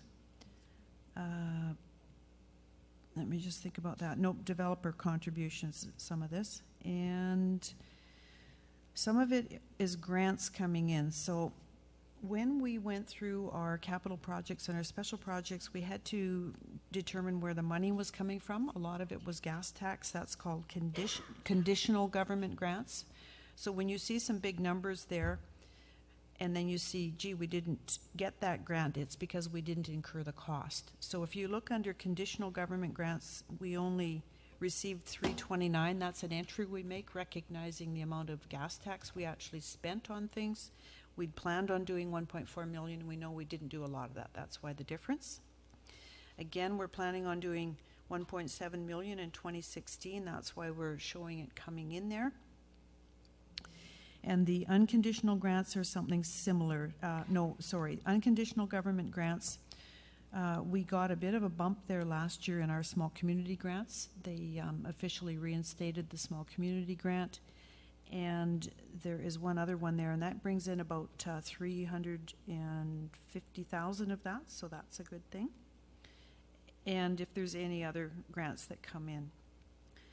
So total revenues are up about 5.7, and they're down in 2017. And if you're going, boy, this looks like a yo-yo, a lot of that is dependent on the amount of projects that we're trying to do and fund. Okay, so the funding comes in to pay for those projects. If we're not doing a lot of projects one year, then the associated grant revenue also drops. So you get kind of a roller coaster effect there. It's the best I can explain on that one. The actual finance department itself, not a lot of changes there. You can see we've got a bit of a decrease actually in 2016. And some of that is because we have not had consistent staffing at the deputy level. We have had 2 maternity leaves in the last 2.5, 3 years, I guess. And thank you very much to Charlene, who's on my left this evening, who is our deputy director and doing a very nice job. Thank you, Charlene. So in 2015, we budgeted $659. We came in a little under budget. One of the reasons was we had a fairly abrupt change. The deputy we had hired left, and we didn't fill that position for a good month because it's a tough one to fill. So there was a bit of a savings there. What else can I tell you? The audit fees, we had talked about that when we brought that forward earlier. That's the bulk of those fees, and we do include a small amount there for any consulting fees that we may need on our financial software. The audit fees in 2016, the professional fees go from 35,000 up to 43, and then they go back to 37.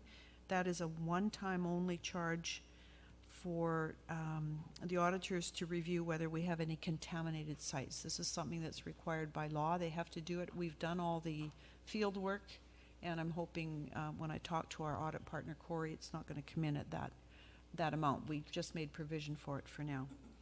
So the finance budget itself, no big changes there. It's interesting, when I came along, and I haven't a chance to reallocate that, we've got animal control under the finance budget. That's what we pay the CRD for that service. So I guess they didn't have a real good spot to put it, but there we go. So I'm running out of steam here, folks. Any other questions? Andrew, the conditional government grant, the gas tax, and I know they change it every year, but does it have to get used for 2016, or do we lose it? No. The good news. How long does it carry on for? No, we signed a new contract, I think, about 2 years ago now, and we received, just as a reminder, $700,000 per year, and I think it's a 5-year contract each, and then it gets renewed every 5. Yeah, hopefully. But no, it's not a use it or lose it situation. It does accumulate.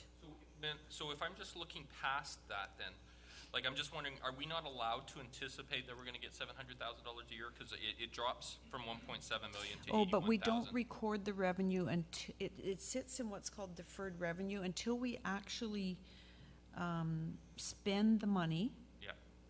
We don't recognize the revenue. Okay. So if we're planning on spending $1 million on projects from gas tax money, and we actually go out and execute, get those projects built, then we draw it out of the reserve and it gets recorded as revenue. But it sits on the balance sheet as deferred revenue. So can you tell me how much deferred revenue do we have right now? Do you know? Yes, I can. Just a minute.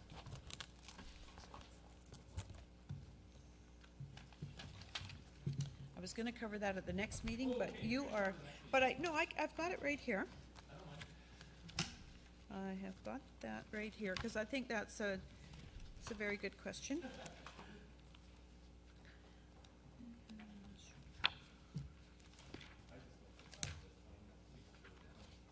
I do too, yeah. I'm just gonna drop my dog off. I've got it here.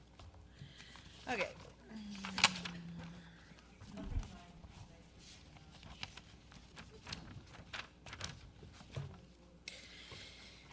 Okay, so deferred revenue. In deferred revenue, we have something called our road DCCs. So the money is collected, it sits there until we draw it down for reasons that it's prescribed for. And we talked about the importance of us rewriting that road DCC bylaw, because as we're growing, a lot of the new roads are not included in there, and we can't use those funds for that. So the winning number in that, right now, $1.4 million. We have some deferred revenue in sewer DCCs, and I can give you a listing of this, but between our sewer, our road, and we have some cash in lieu of parklands. That cash can only be used to purchase a park.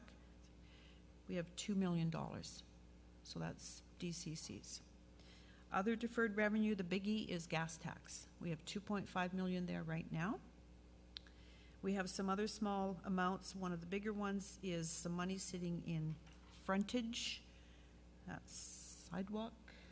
Identified. Yeah, and that's basically $500,000.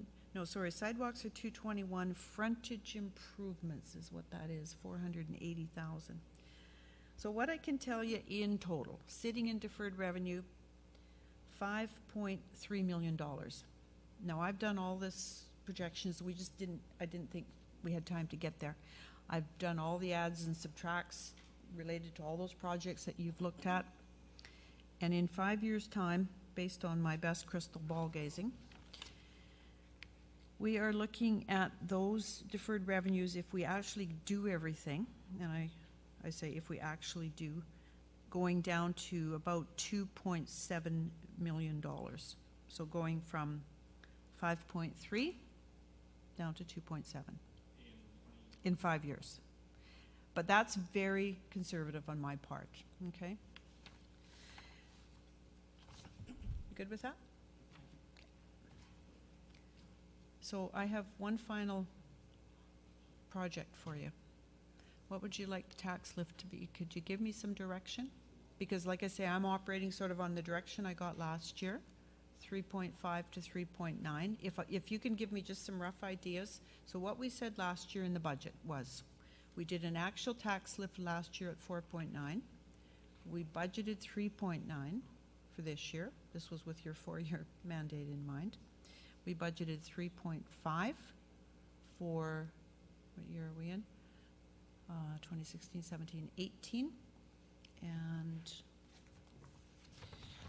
3.5 or 3 in the coming years. I can just look that up. But so I'm just looking for some kind of guidance, because if you can give that to staff, we can then take it upon ourselves to go back, do some minor tweaking to get this in balance with that amount of a tax lift.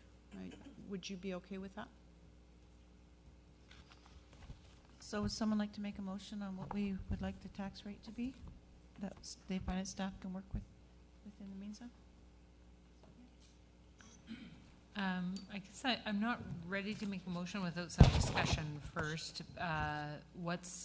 If I heard correctly, and I don't have it in front of me, so I'm just going on my memory from what you just said. You have put 3.9 in the budget for this year, and 3.5 next year, and I can't remember the year after that. 3 and then 3 and 3. So, you know, we're looking between 3 and 4% per year, and I think that my input would be that I think it's better to have to bite the bullet sooner than later, because that builds your budget for future years. You can do more planning that way. But I also think that what I don't want to see is big swings, and I've seen that happen at this table. We've done cutting, and actually before I got to this table there was lots of cutting And so I think Councillor Logan can attest to some of the, it doesn't happen right away, but it does catch up to you. So I like the steady as she goes between 3 and 4%. Suits me fine, given that we want to provide service and not end up in that position where, you know, we're costing money and giving nothing for it. Gord?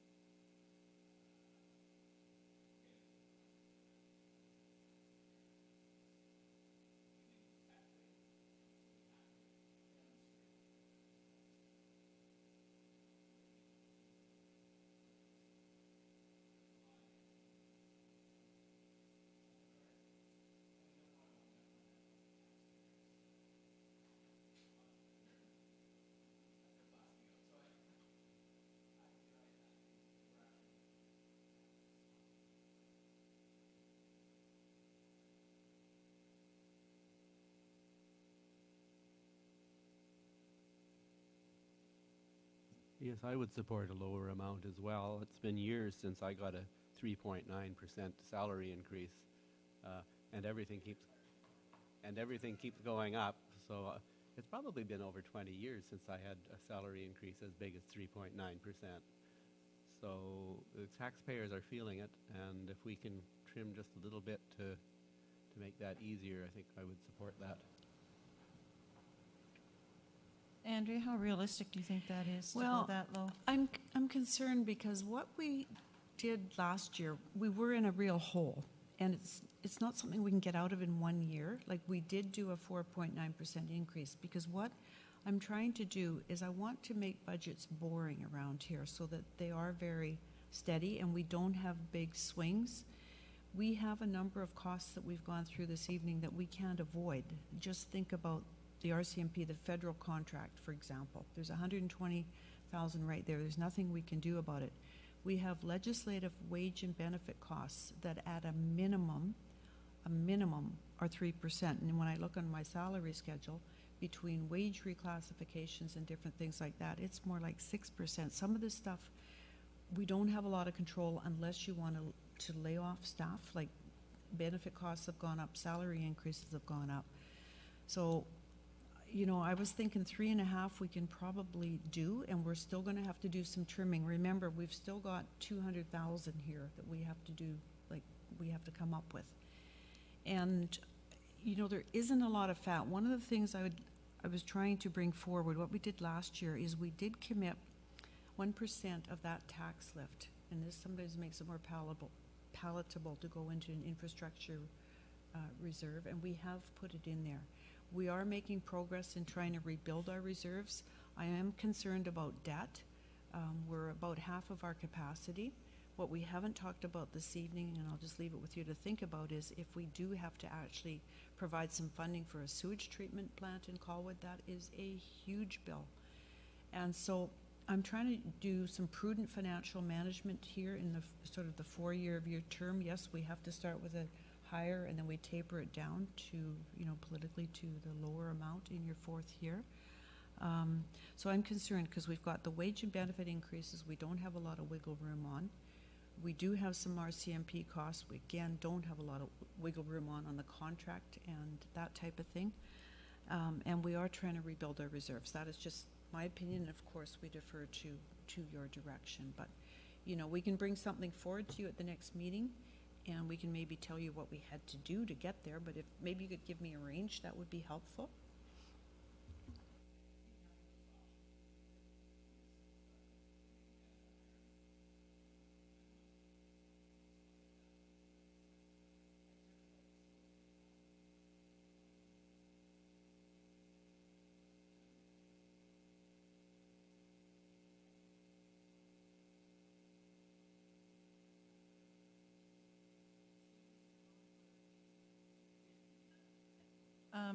One other question I have for you, Andrea, is do you have enough staff resources to, what's your time frame like? And I know you're short-staffed. Yeah, I don't like to dwell on that, but it is an issue. So I can bring forward what it looks like, say at 3%, roughly at 3.5%. Maybe if I bring, that's not a lot of difference, but it might be when it comes down to where do we trim it from, because we've definitely got to trim a couple $100,000 right off the bat. I will do some detailed calculations. I've been kind of waiting for some more accurate numbers from BC Assessment. You heard that presentation Monday, because we don't actually, it's hard to get the tax lift down perfectly when this is the 1 year where the revised roll is uncertain with the ONI still needing to flow through, and when they admitted they'd actually made a mistake in the roll, that he mentioned that's a bit concerning, because I'm just guessing what it should be like, and we will get that probably around March 21st. It'll be tight for the detail, but I can bring something back on the 21st. We'll see how it goes. The only flex we have in the budget schedule, when we put that schedule together, we work backwards from the legislative deadlines. And we also have the auditors arriving. We have pushed the audit forward by a week because I have had to pull Deputy Shar off of year-end in order to help me with budget, because I haven't had any other help, basically. So we have pushed the audit to the first week in April, and that's why I was hoping to get the bulk of the budget done in March, because I am not able to help my staff right now with year-end, and Shar hasn't been able to either. So that's just the reality. Cynthia? So I'm going to float a trial balloon out there, given that, we're talking about, needing to trim a couple $100,000 from the budget to get down to a 3% tax lift. That won't be easy to do. I heard lower. I know lower. I heard lower. So we heard that, without being drastic, we were looking at between 3 and 4%. So since I heard lower around the table, why don't we save ourselves some money in staff time and give the direction to come back with a 3%? Because that's saving us money too, by not having them burn up our resources, trying to create trial balloons for us to play the shell game with the $50,000 here and whatever there. Just a suggestion. Test the house. Any more discussion? Jason? Well, the other side you could work on is revenue. We could boost a few fees. We should be boosting our development fees and so forth. They haven't been changed for decades. One other question I do have, though, while we're still on the financial services, the line under operating revenue, which is other taxing authorities, net, shows $271,000 for 2015 actual and nothing for any other year. I was just wondering what that $271,000 represented.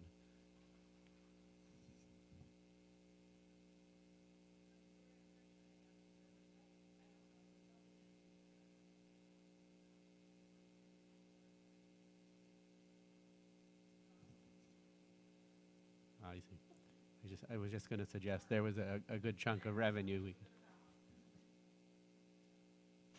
So I'm going to move the motion then that recommend that the budget be prepared for the next meeting showing a 3% tax lift. Any discussion on the motion? Loho? I want to go lower on the tax percentage, but I don't know if I want to go that low. And I say that because I think Andrea made some really good points that we don't recover, coming from the hole in 1 year. And it would be, personally, I think it would be good to make some deposits in our reserves. So I think what a good compromise would be is to meet in the middle. So I think maybe 3.5. So that's 0.4 below the 3.9. But compared to last year, which is a 4.9% increase, I think that's pretty good. So I would just suggest 3.5 if the majority is happy with that. Okay, I'll go with your 3.5. That's fine with me. I tend to have to agree with Bill Hall. I think that it might be a little unrealistic to go to 3. I think that finance has worked really hard to get us to the numbers that they've got us at, and I think that 3.5 would be reasonable. I would support that.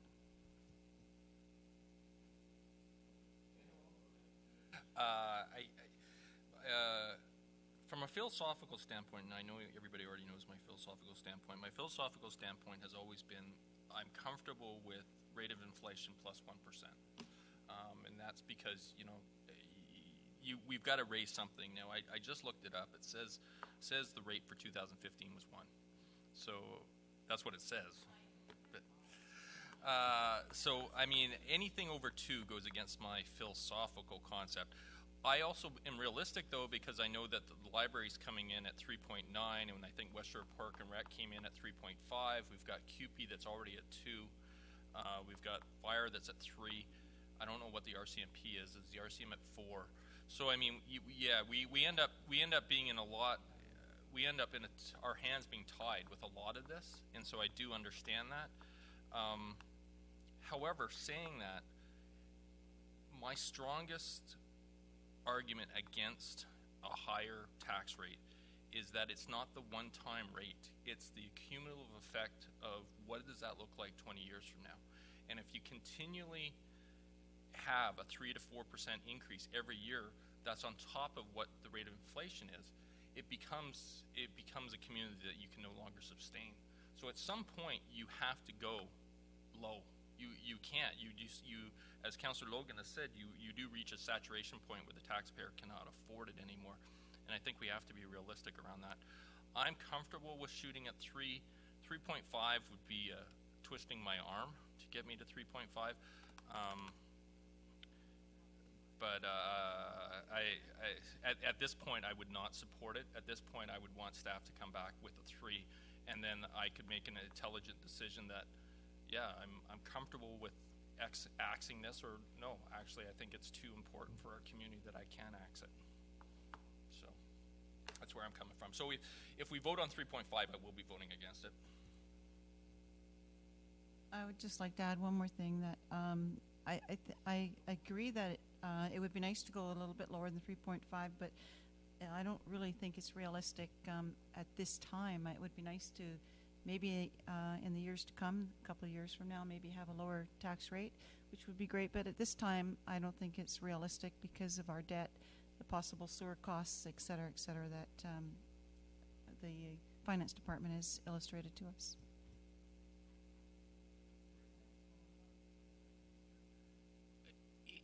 If we were saying that a larger percentage, if we said that 3.9, I would live with 5%.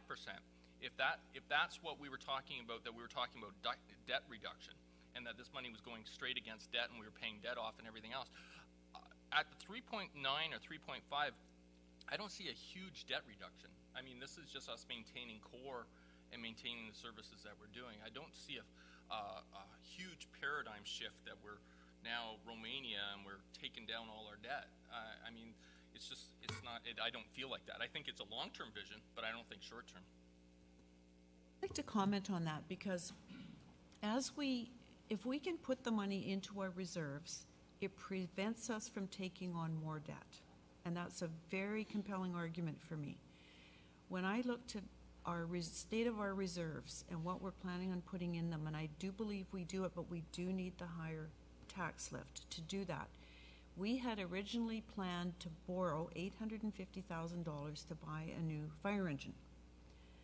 Through prudent reinvestment, we will be able to fund that if we get a little more tax lift from that reserve and not have to take on more debt. And that's my concern, is that we are preventing it.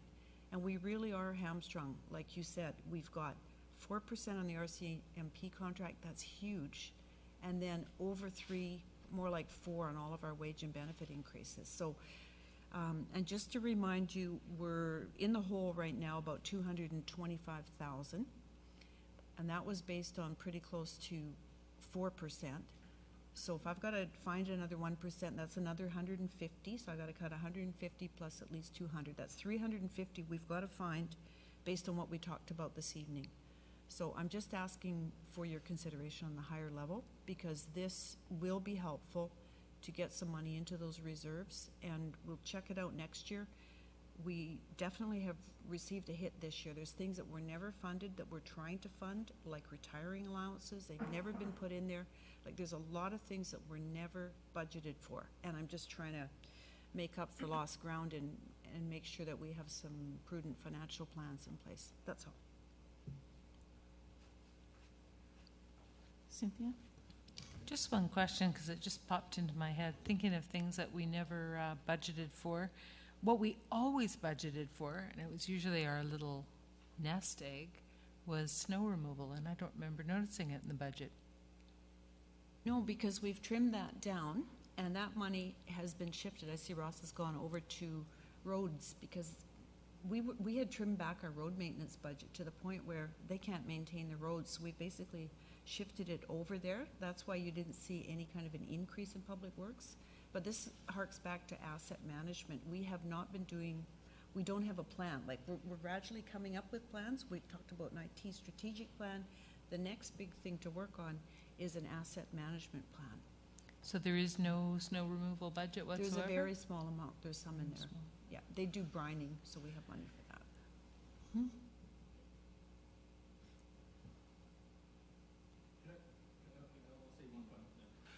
No, I won't. I'm sure I'll say many things. I understand where Andrew's coming from, and from a philosophical standpoint, I get it. But unfortunately, what happens is when you continually put more money into reserves, you eventually lose control over it come next election. Come next election, when you have a new council in here, you could have a spender council who just depletes all the reserves, and so you don't end up in a situation where I would love it if you re-elect me 20 times, and I'll make sure that those reserves don't get spent. But I mean, that's not the reality. The reality is every 4 years we're getting a new council in here, and we lose control of those reserves, and so those reserves can get spent in ways that I don't actually philosophically agree with. Cynthia? Face it, you're a lifer. Yeah, probably.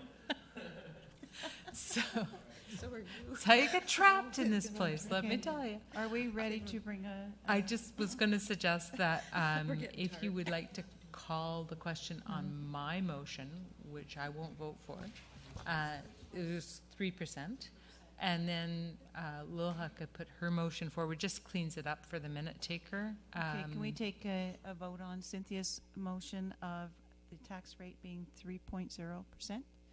All those in favor? Opposed? Motion failed.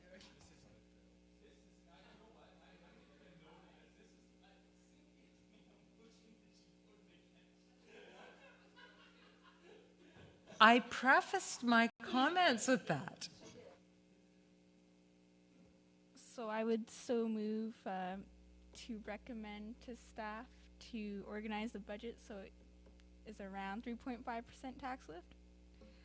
I'm sure. All those in favor? Opposed? Motion carries.